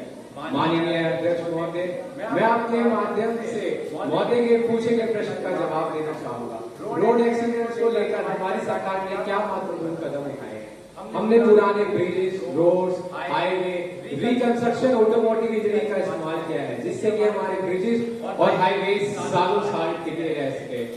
हमने पुराने ट्रैफिक सिग्नल्स को बदल नए डिजिटल ट्रैफिक सिग्नल्स लगाए हैं, जिससे कि हमारा ट्रैफिक नियंत्रण में रह सके। माननीय अध्यक्ष महोदय, मैं आपके माध्यम से पूरे सदन को यह बताना चाहूंगा, बिना आप सभी के सहयोग के साथ हम परिवहन तंत्र को मजबूत नहीं बना सकते हैं। हमें रोड सेफ्टी रूल्स का पालन करना होगा। गाड़ी चलाते हुए फोन का इस्तेमाल ना करें, ड्रिंक एंड ड्राइव ना करें और ओवर स्पीडिंग ना करें। और आप सभी के सहयोग के साथ मैं आप सभी को यह आश्वासन देना चाहूंगा, आने वाले कुछ वर्षों में हम रोड एक्सीडेंट्स को ना के बराबर ले जा सके। यह हमारा लक्ष्य भी है और यह हमारा प्रयास भी है। माननीय अध्यक्ष महोदय, अब इस सदन में बजट और कार्य को लेकर बात हो ही रही है, तो मैं महोदय को बताना चाहूंगा हमारे कुछ बजट और प्रोजेक्ट्स के बारे में। ये कुछ डाटा है हमारे प्रोजेक्ट्स के बारे में। इंफ्रास्ट्रक्चर विकास, ग्रीन हाईवे प्रोजेक्ट, राजमार्ग डिजिटाइजेशन, रोड सेफ्टी। हमने रोड सेफ्टी के लिए 40,000 करोड़ ब्लैक स्पॉट एरिया में लगाया है, जो कि एक्सीडेंटल एरिया थे, जिससे कि आपको रोड में खड्डे ना मिले और रोड सुविधाजनक हो। इंफ्रास्ट्रक्चर विकास, राष्ट्रीय राजमार्ग विकास पर जोर दिया गया है, जिसमें से विशेषकर अधिक कॉरिडोर सड़क कनेक्टिविटी को बेहतर बनाने के लिए फंडिंग शामिल थी। माननीय अध्यक्ष महोदय, अंत में मैं आप सभी से यह अपील करना चाहूंगा, हम लोग एकजुट मिलकर होके भारत को सुविधाजनक बना सके। सड़क राष्ट्र की धड़कन है, इनका विकास देश की तरक्की है। हम जो हर सड़क पर समर्पण और सेवा से कदम बढ़ा रहे हैं, वही सच्ची देशभक्ति है। प्रश्न number 109, ministry of external affair. Opposition से प्रश्न पूछेंगे एमपी शिवराज।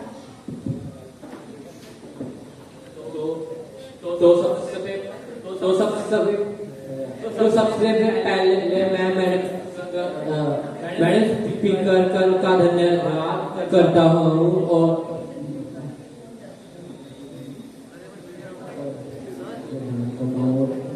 मुझे इंडियन यूथ पार्लियामेंट ऐसे में हमारी मिनिस्ट्री का कहना है सबका साथ सबका विकास।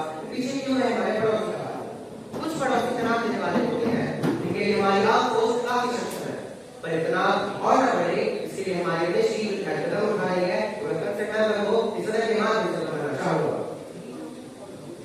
India has taken the steps to maintain harmony and good relations with our neighboring countries that are Act policy. इस तरह से है हमारे देश के तालमेल बेहतर करना साउथ ईस्ट एशियन कंट्रीज के साथ। Madam Speaker, next policy is an activity initiative. Promoting an activity initiative such as the National North-South Transport Corridor in Anantapur और म्यांमार का कालगति मॉडल इन रिपोर्ट का उदाहरण है। Madam Speaker, next policy is development cooperation. Providing development cooperation through initiatives such as Indian Technical and Economic Cooperation Program (ITEC) and Indian Council for Consultation (ICCR). Madam Speaker, next policy is vaccine market diplomacy. India has played a major role in our region's fight against COVID-19 by providing vaccines to our neighboring countries. Bharat में उपलब्ध कराई गई देशों को vaccine वो देश है बांग्लादेश में 20 लाख डोजेस, म्यांमार में 15 लाख डोजेस, नेपाल में 10 लाख डोजेस, मालदीव में 1 lakh doses and Bhutan with 1.50 lakh doses. Madam Speaker, next policy is neighborhood first policy. It is introduced by the PM in 2014 to strengthen and maintain good relations with our neighboring countries. इस अपने काम करना है हमारे लिए peaceful, prosperous और stable neighborhood through enhanced connectivity, political and economic cooperation. Madam Speaker, तर्क खत्म हो जाए तो शोर करेंगे, सीखेंगे, चिल्लाएंगे जो आपके कौन नहीं ऐसा सोचता और हम विश्वास दिलाते हैं कि हम आज सोचेंगे नहीं, हम बस सोचेंगे नहीं, हम करके दिखाएंगे, हम भारत को सर्वश्रेष्ठ बनाएंगे, हम भारत को ऊंचाई पर ले जाएंगे, हम भारत को दोबारा से सोने की चिड़िया बनाएंगे। जय हिंद, जय भारत। प्रश्न number 110 ministry of women and child development opposition से प्रश्न पूछेंगे एमपी लोग।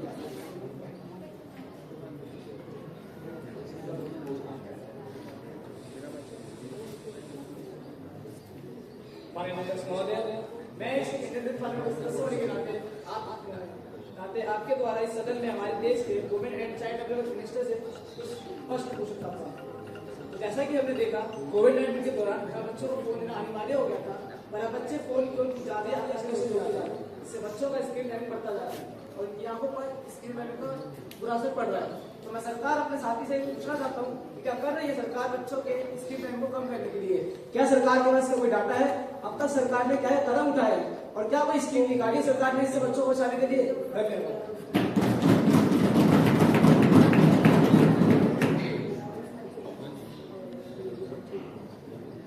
माननीय अध्यक्ष महोदय, मैं अपोजिशन पार्टी से पूछे गए प्रश्न का उत्तर देना चाहूंगी। अभी तक स्क्रीन टाइम रिड्यूस करने के लिए स्पेसिफिक और कॉम्प्रिहेंसिव नेशनल डाटा काफी हद तक अवेलेबल नहीं है, लेकिन कुछ रिपोर्ट्स और सर्विसेज के जरिए इसके प्रभाव को समझा जा रहा है। स्पीकर मैडम, पहला है NCERT सर्वे। NCERT ने कोविड-19 के दौरान कुछ सर्वे किए, जिसमें ये पता चला कि बच्चों का स्क्रीन टाइम बढ़ता जा रहा है। इस सर्वे के माध्यम से यह भी पता चला कि ऑनलाइन एजुकेशन और एंटरटेनमेंट के कारण बच्चों का स्क्रीन टाइम सिग्निफिकेंटली बढ़ गया था।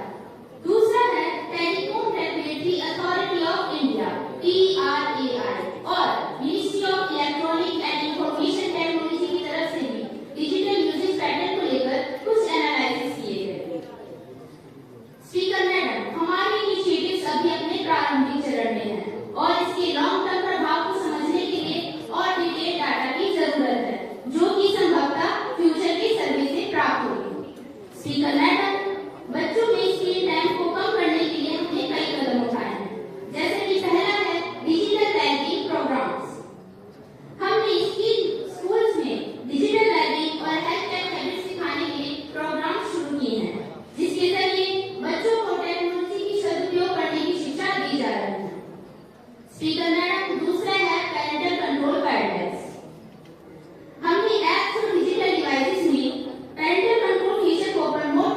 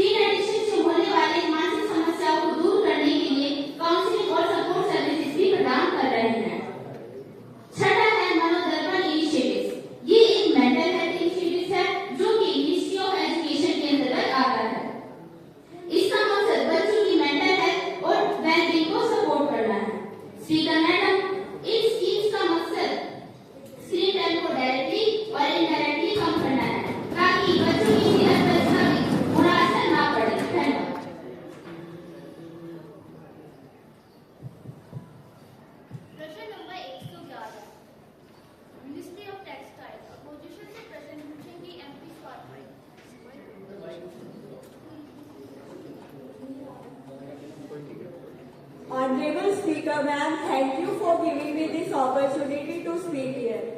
जैसा कि हम सब जानते हैं, कपड़ा उद्योग हमारी देश की अर्थव्यवस्था में महत्वपूर्ण भूमिका निभाता है। As we all know, cloth is one of the basic needs of the human being. कपड़ा क्षेत्र विश्व में वस्त्र और परिधानों का छठा सबसे बड़ा निर्यातक देश है। कृषि क्षेत्र के बाद यह सबसे बड़ा रोजगार देने वाला क्षेत्र है। 2% से ज्यादा जीडीपी कंट्रीब्यूशन यहाँ से होता है। 11 से 12% मर्चेंडाइज एक्सपोर्ट को टेक्सटाइल का होता है। वर्ल्ड में जितना भी कॉटन का प्रोडक्शन होता है, उसका 25% कॉटन इंडिया में प्रोड्यूस किया जाता है, जिसकी दर आज घटके सिर्फ 23% हो गई है। तो मेरा सवाल माननीय टेक्सटाइल मिनिस्ट्री जी से यह है कि क्या सरकार ने कपड़ा क्षेत्र को प्रोत्साहित करने के लिए कोई कदम उठाया है? यदि हाँ, तो तत्संबंधी ब्यौरा क्या है? Thank you.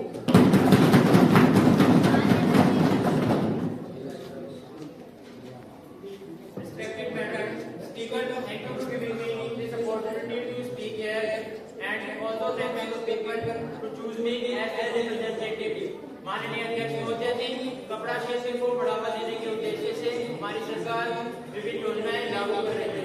प्रमुख योजनाओं में mega integrated textile region and apparel, PMA, national technical textile mission, NTTM, productive link incentive, PLI और schemes for integrated textile parks जैसी योजनाएं शामिल है। माननीय अध्यक्ष महोदय जी, इनमें से कुछ प्रमुख योजनाओं के बारे में मैं आपके माध्यम से संसद को बताना चाहूंगा।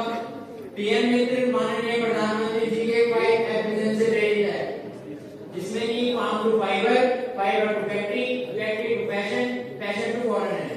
और एनटीटीएम का उद्देश्य यह है कि वो भारत की टेक्निकल टेक्सटाइल इंडस्ट्री को विश्व में एक उच्च स्तर तक लेकर जाए। और माननीय अध्यक्ष महोदय जी, हमारी सरकार इन सभी स्कीम्स के अंतर्गत एक इंडस्ट्रियल इकोसिस्टम बनाना चाहती है, जो कि इन्वेस्टमेंट को अट्रैक्ट करेगा और एम्प्लॉयमेंट को बढ़ावा देने में मदद करेगा। धन्यवाद। Ministry of environment, forest and climate opposition से प्रश्न पूछेंगी एमपी अंजलि यादव।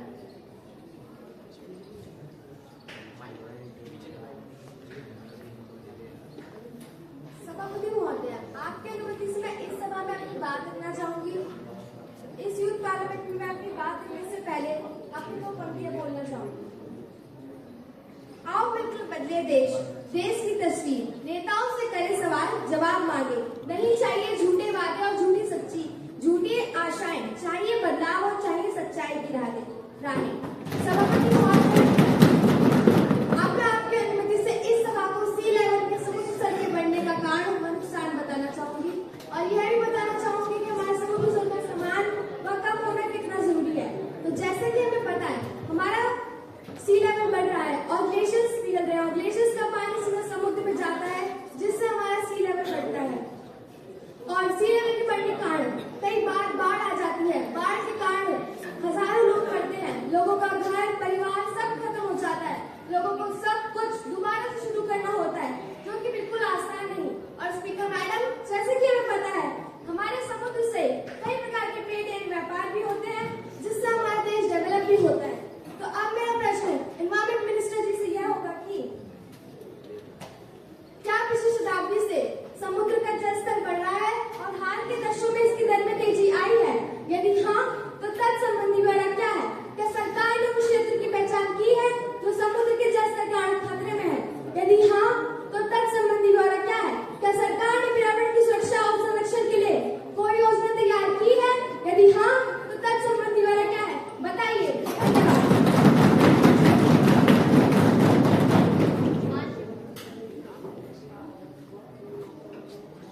अध्यक्ष, ये कहाँ चला गया भाई? हेलो वर्मा जी, करना हूँ। हेलो हेलो हेलो, नहीं चला क्या? वायरलेस दे दो, भेज रहा भाई, वायरलेस। ये वाला चलेगा।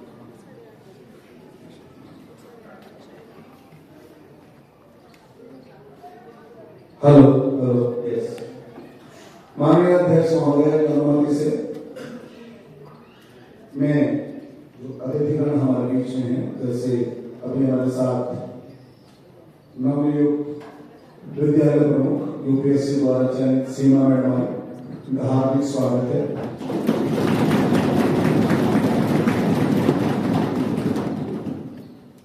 और जो सारी कन्या सांसद महोदया एक जैसी जो दिख रही हो, कैसे दिख रही हो, ऐसी यूनिफॉर्म कैसे बनी? क्योंकि रितु मैडम ने तुम्हें बता दी कि मैंने मना कर दिया था। रितु मैम और राजकुमार जी जब आए थे कि लड़कियों को साड़ी पहनने की परमिशन देनी है, तो मैंने मना कर दिया था कि नहीं देनी।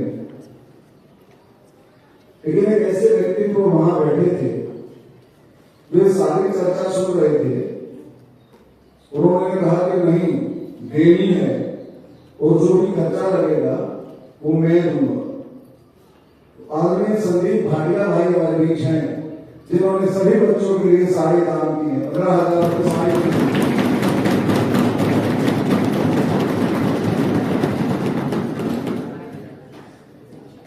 तो मैं रिक्वेस्ट करूंगा सत्यप्रकाश भारत जी से।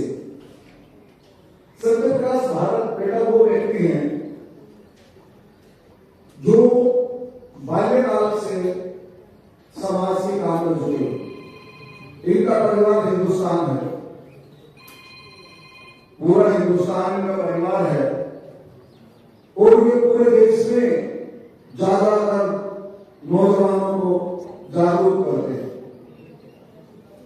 पिछले दिनों में आंध्र प्रदेश गया था, तो मैंने इनको बताया कि मैं आंध्र प्रदेश जाऊंगा। इन्होंने कहा कि वहां यवतमाल में मेरा 3 दिन का प्रोग्राम, फिर वर्धा में इनका प्रोग्राम था। आज सुबह बता रहे थे इनका भीलवाड़ा में प्रोग्राम था।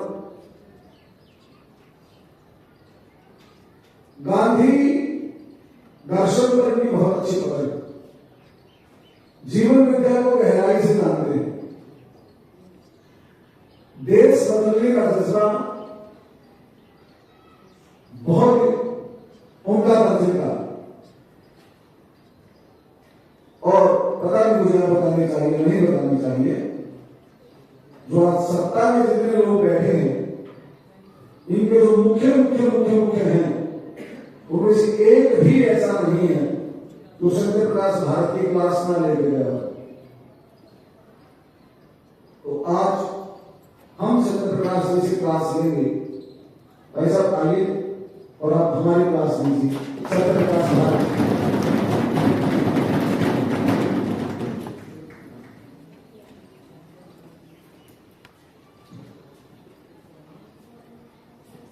तो मैं भी इस पार्लियामेंट में सभी को बोलते थे, परमिशन चाहता हूँ कि मैं भी कुछ बात यहाँ पर रख सकूँ। बहुत अच्छा लगा मुझे आप लोगों का जज्बा देखकर, आप लोगों की बात सुनकर।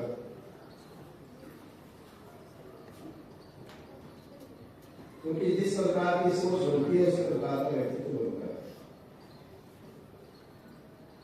मेरे से कोई पूछता था कि तेरा सपना क्या है, मैं हमेशा कहता था मेरा सपना है भगवान बनना।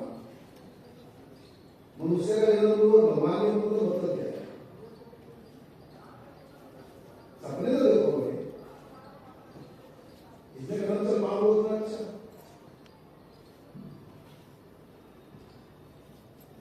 तो 13 साल की उम्र में सुभाष चंद्र बोस का नाटक खेला था। उसमें सुभाष चंद्र बोस ने कहा कि जिस परिवार में 2 बेटे हैं, एक बेटा अपने माँ बाप के लिए, दूसरा राष्ट्र के लिए। तो मैं छोटा था तो मैंने वहीं से संकल्प ले लिया था कि मैं अपने राष्ट्र के लिए जीऊंगा।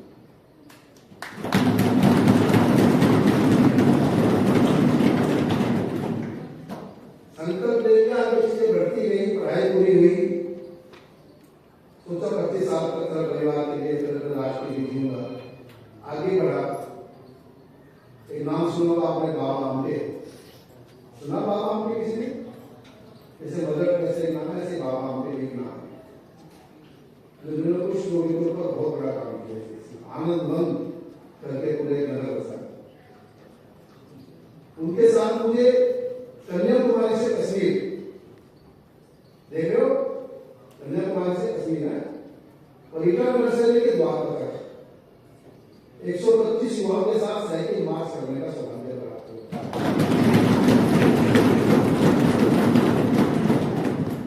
उन्हें कहना ये चाह रहा हूं कि जो स्वप्न देखता है ना, वो बन सकता है। जो सपने ही देखेगा बनेगा। तो आज प्रवीण जी आपके सामने बात करके कि मेंबर ऑफ पार्लियामेंट बनना है, सपने तो देखो,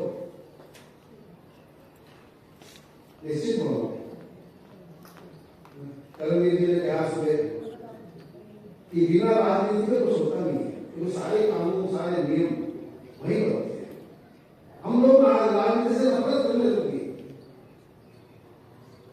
पर ये सच्चाई है कि जैसे लोग विधायक बनेंगे, सांसद बनेंगे, वैसे देश बनेगा। तो हम क्यों नहीं बने? और बन भी गए मान लो, और हमारे पास विचार नहीं है, कोई सोच नहीं है, तो क्या करेंगे बनकर? ये भी सवाल है ना। मेरे हरेक मित्र को जानता हूं, आज मिनिस्टर तक जो मेरे साथ है, ज्यादा कहते हैं वैसे, हाँ ये भी सच्चाई है कि मैंने एक नाम गिना सकता हूँ जिनके साथ मैंने बहुत करीब से काम किया, जिन्होंने मेरे साथ काम किया, और वो आज देश के मिनिस्टर तक भी, केंद्रीय मंत्री से लेकर राज्य मंत्री ने अच्छी भूमिका निभाई है और कर भी रहे। पर शायद तो मेरे पास एक गहरी सोच नहीं थी और उनके पास नहीं थी, बल्कि और बनने के बाद वो नहीं कर पाए जो मैं महसूस करता हूं, जो हमारे सहयोगों का सपना था भारत का। हमारे सहयोगों का जो सपना था भारत का, वो भारत नहीं बन पाया। ऐसा मुझे लगता है। क्यों नहीं बन पाया? क्योंकि बचपन से हमारे अंदर वो सोच नहीं डाली थी, वो चिंतन नहीं दिया। बिना सोच और बिना चिंतन के हम कुछ बन भी गए तो वो भूमिका नहीं निभा पाएंगे जो हमें निभानी चाहिए।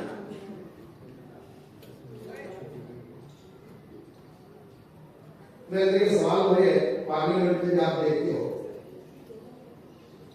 मैं कहना चाहता हूं कि एक भी पार्लियामेंट आज ऐसा नहीं है, एक भी व्यक्तित्व ऐसा नहीं है जिसके प्रति पूरा देश झुकता हो, सलाम करता हो। ये दुर्भाग्य की बात है। गुलाम देश में उसके बाद में कम से कम एक मेंबर ऑफ पार्लियामेंट ऐसे थे जिनको पूरा देश रिस्पेक्ट करता था, सम्मान करता था। पक्ष और विपक्ष होना अच्छी बात है, पर पक्ष और विपक्ष में आपस में एक सम्मान होना चाहिए, एक आदर होना चाहिए एक दूसरे के प्रति। पर वो आज की पार्लियामेंट में दिखता है क्या? तो नहीं हम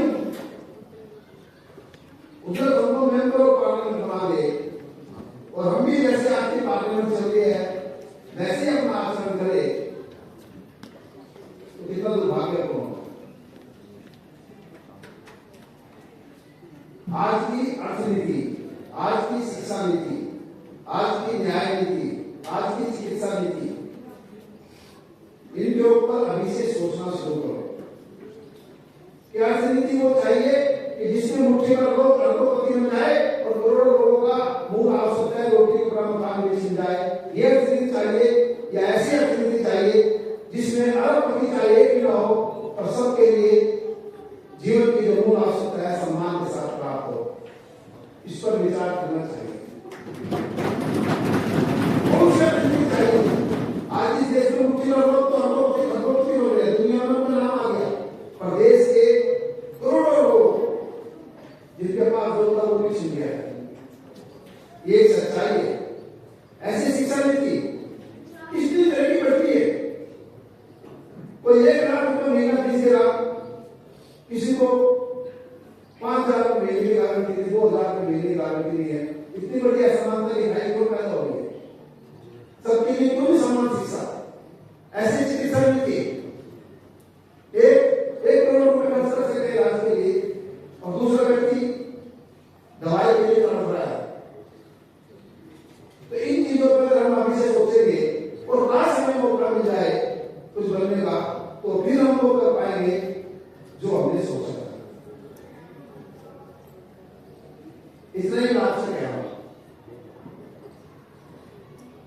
ये बहुत सौभाग्य की बात है आप सबके लिए कि करमवीर जी और उनका पूरी टीम है, काफी लोगों को जानता हूँ कि ऐसे टीचर ऐसे गुरुजन आपको मिले जो अपने बच्चों की तरह आपके विकास के बारे में सोचते हैं। आप भी उसी टीम के साथ, उसी स्पिरिट के साथ कि हमको अपने स्कूल में से ऐसे युवा निकालते हैं, ऐसे भविष्य के नेता निकालते हैं कि जिससे कि हमारा भी, हमारे परिवार का भी, हमारे स्कूल का भी नाम दुनिया में हो। ये बहुत जरूरी है और उसके लिए चाहिए सोच, उसके लिए चाहिए स्पष्टता, उसके लिए चाहिए भविष्य का जीवन हमारा, भविष्य का भारत हमारा, भविष्य की दुनिया हमारी कैसी बनानी है इनको।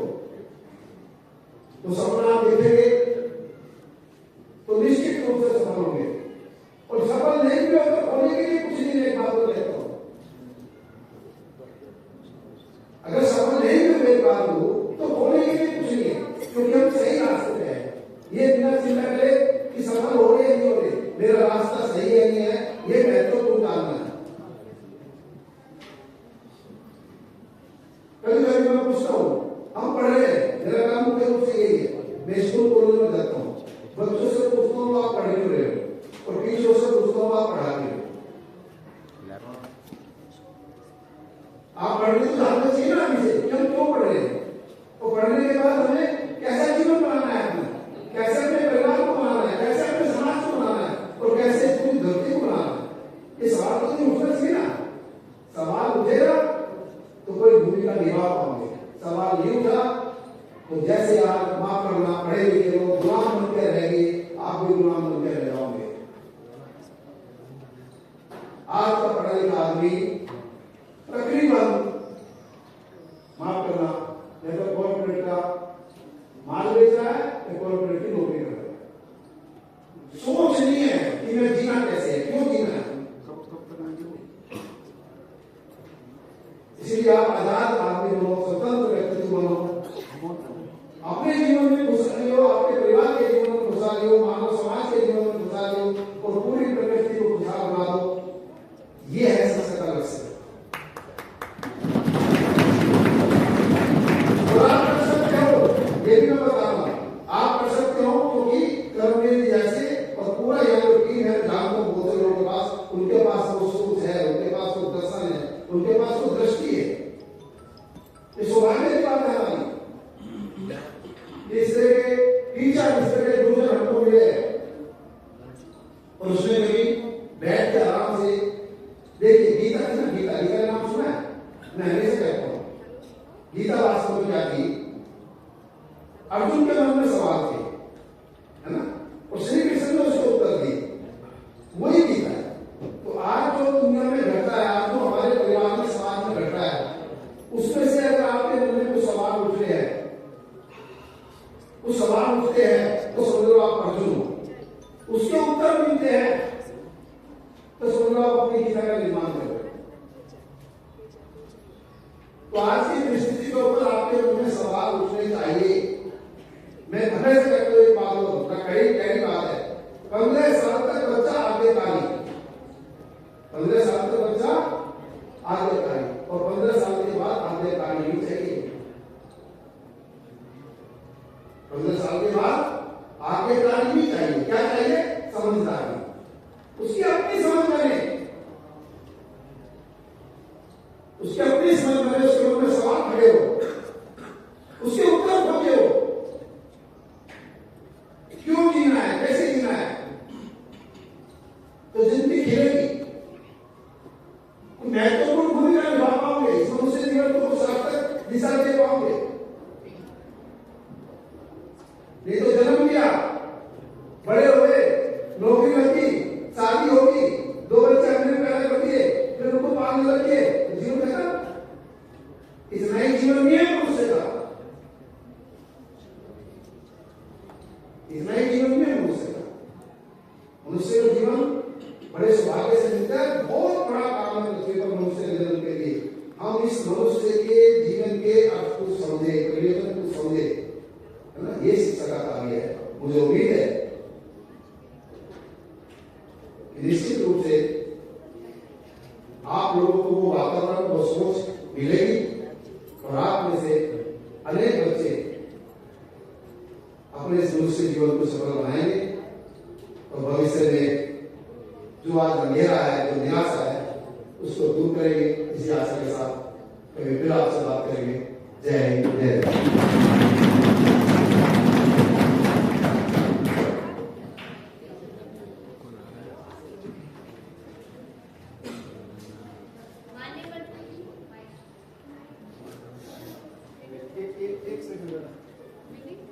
सत्यप्रकाश भाई, आप संदीप जी को ये धन्यवाद पत्र देने का कष्ट है जी। और ऋषभ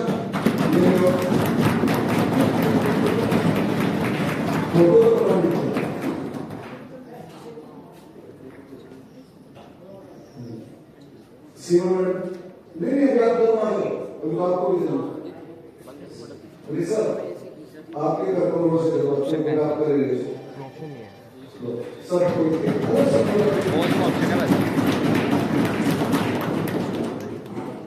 ये संदीप जी का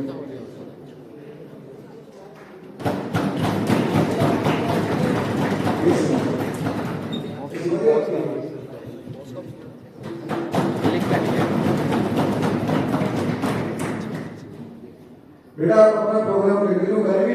एक बार मेरे पास कोई अर्जेंट कॉल आई थी तो मुझे किसी दूसरे स्कूल में भी जाना पड़ेगा, तो राजकुमार जी और रितु जी प्लीज आप कंटिन्यू करो।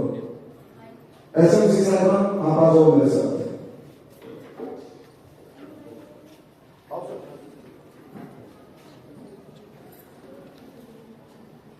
यस अध्यक्ष महोदय, नारायण आओ।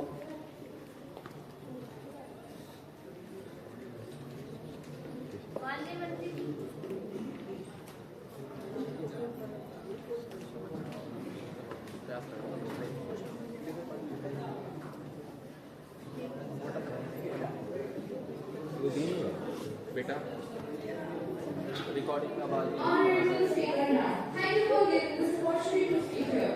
अब जैसे कि तुम आपसे सवाल पूछा कि अभी शताब्दी में समुद्र का जलस्तर बढ़ रहा है, तो मैं बताना चाहूंगी कि राइजिंग सी लेवल के कई प्रमुख कारण हैं, जैसे ग्लोबल वार्मिंग, ग्लेशियर और पोलर आइस कैप का पिघलना, हाई टेम्परेचर के कारण ओशन वाटर का एक्सपेंशन, नंबर 2 डिफॉरेस्टेशन, जंगलों की कटाई के कारण कार्बन डाइऑक्साइड अब्जॉर्प्शन कम होता है, जिससे ग्लोबल वार्मिंग बढ़ती है। अब जैसे कि आपका दूसरा प्रश्न ये था क्या सरकार ने उस क्षेत्र की पहचान की है राइजिंग सी लेवल के कारण खतरे में है, तो मैं बताना चाहूंगी राइजिंग सी लेवल के कारण कोस्टल एरियाज और आइलैंड सबसे ज्यादा प्रभावित हो रहे हैं और इस प्रभाव को कम करने के लिए हमने कई योजनाएं तैयार की हैं।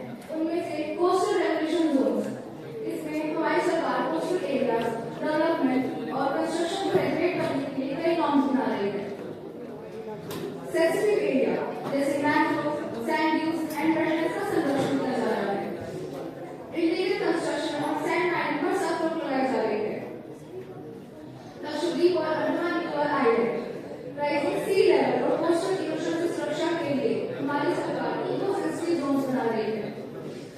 आइलैंड सस्टेनेबल डेवलपमेंट प्लान के तहत हर आइलैंड की यूनिक वल्नरेबिलिटी को एड्रेस करने का प्लान रेडी किया जा रहा है। Number 3 smart city mission India and coastal areas.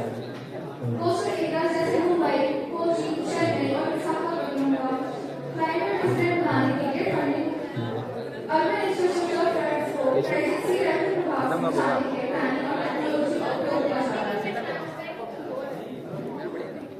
हमने कोस्टल और आइलैंड रीजन में राइजिंग सी लेवल के खतरे को कम करने के लिए इंफ्रास्ट्रक्चर डेवलपमेंट, इकोसिस्टम कंजर्वेशन और कम्युनिटी प्रोग्राम पर फोकस किया है। ये कदम वेलुरल एरियाज को जलवायु परिवर्तन के प्रभाव से बचाने के साथ साथ उन्हें सस्टेनेबल डेवलपमेंट प्लान के रास्ते पर ले जाने के लिए महत्वपूर्ण है। अब मैं आपके प्रश्न का जवाब देना चाहूंगी। जैसे आपने पूछा, गवर्नमेंट ने एनवायरमेंट की सुरक्षा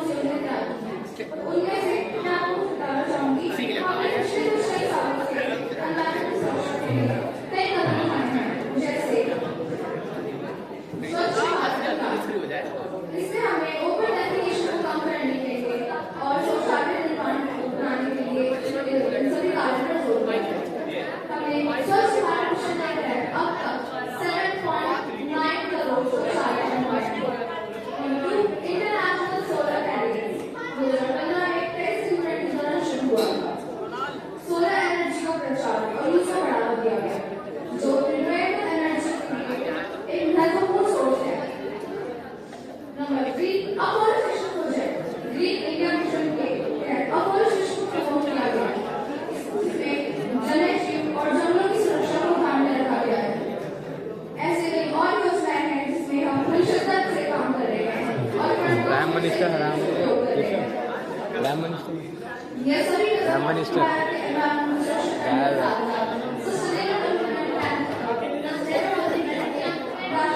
लक्ष्य को पूरा करने की ओर बढ़ावा देते हैं।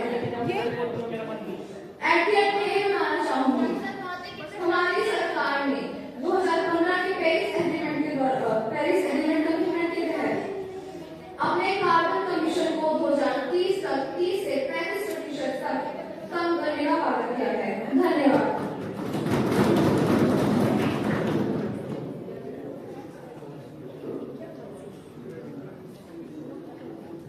हेलो,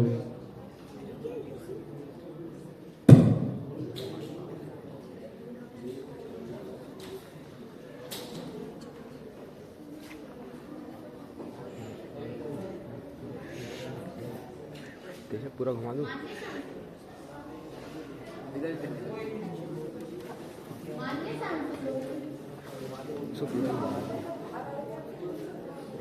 प्रश्न number 113 ministry of youth affairs and sports. Opposition प्रश्न पूछेगी एमपी अंजलि।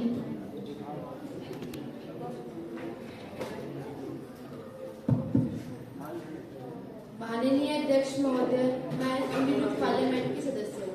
मैं खेल मंत्री जी से कुछ प्रश्न पूछना चाहूंगी। तो जैसे कि पहले के टाइम पे आपने ये उक्ति तो सुनी ही होगी, पढ़ोगे लिखोगे बनोगे नवाब, खेलोगे कूदोगे बनोगे खराब। यह उक्ति तो बहुत बार सभी ने सुनी ही होगी, परंतु आज के समय में जितनी किताबी ज्ञान या पढ़ाई जीवन के लिए उपयोगी है, उतने ही खेलकूद अच्छे व्यक्तित्व के निर्माण के लिए जरूरी है। खेल खेलने से हमारे शरीर की शक्ति बढ़ती है और हम तंदुरुस्त रहते हैं। इसके साथ ही खेल हमें विज्ञान, मनोविज्ञान, अनुशासन और नैतिकता की महत्वपूर्ण शिक्षाएं भी देते हैं। स्ट्रेस से मुक्त होते हैं और खुश रहते हैं। भारत में आज भी हमारे पारंपरिक खेल खूब खेले जाते हैं, जैसे गिल्ली डंडा, कुश्ती, कबड्डी। आज भी आधुनिक खेलों से ज्यादा हमारे गांव और अन्य जगह में हमारे पारंपरिक खेल ही खेले जाते हैं। तो मैं माननीय खेल मंत्री जी से पूछना चाहूंगी कि हमारे देश में पारंपरिक खेलों को बढ़ावा देने के लिए क्या प्रयास किया जा रहा है।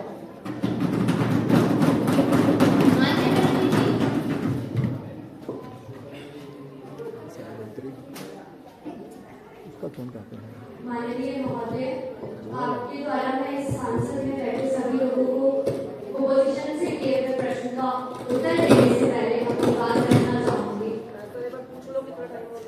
अगर आप सभी पहले के समय में देखें तो खेल को इतनी मान्यता नहीं दी जाती थी, और वही अगर आप आज के समय में देखें तो हमारे देश के युवा उन्हीं खेल कूद से अपने जीवन में आगे बढ़ रहे हैं, और यही नहीं बल्कि इंटरनेशनल स्तर पर मेडल भी प्राप्त कर रहे हैं।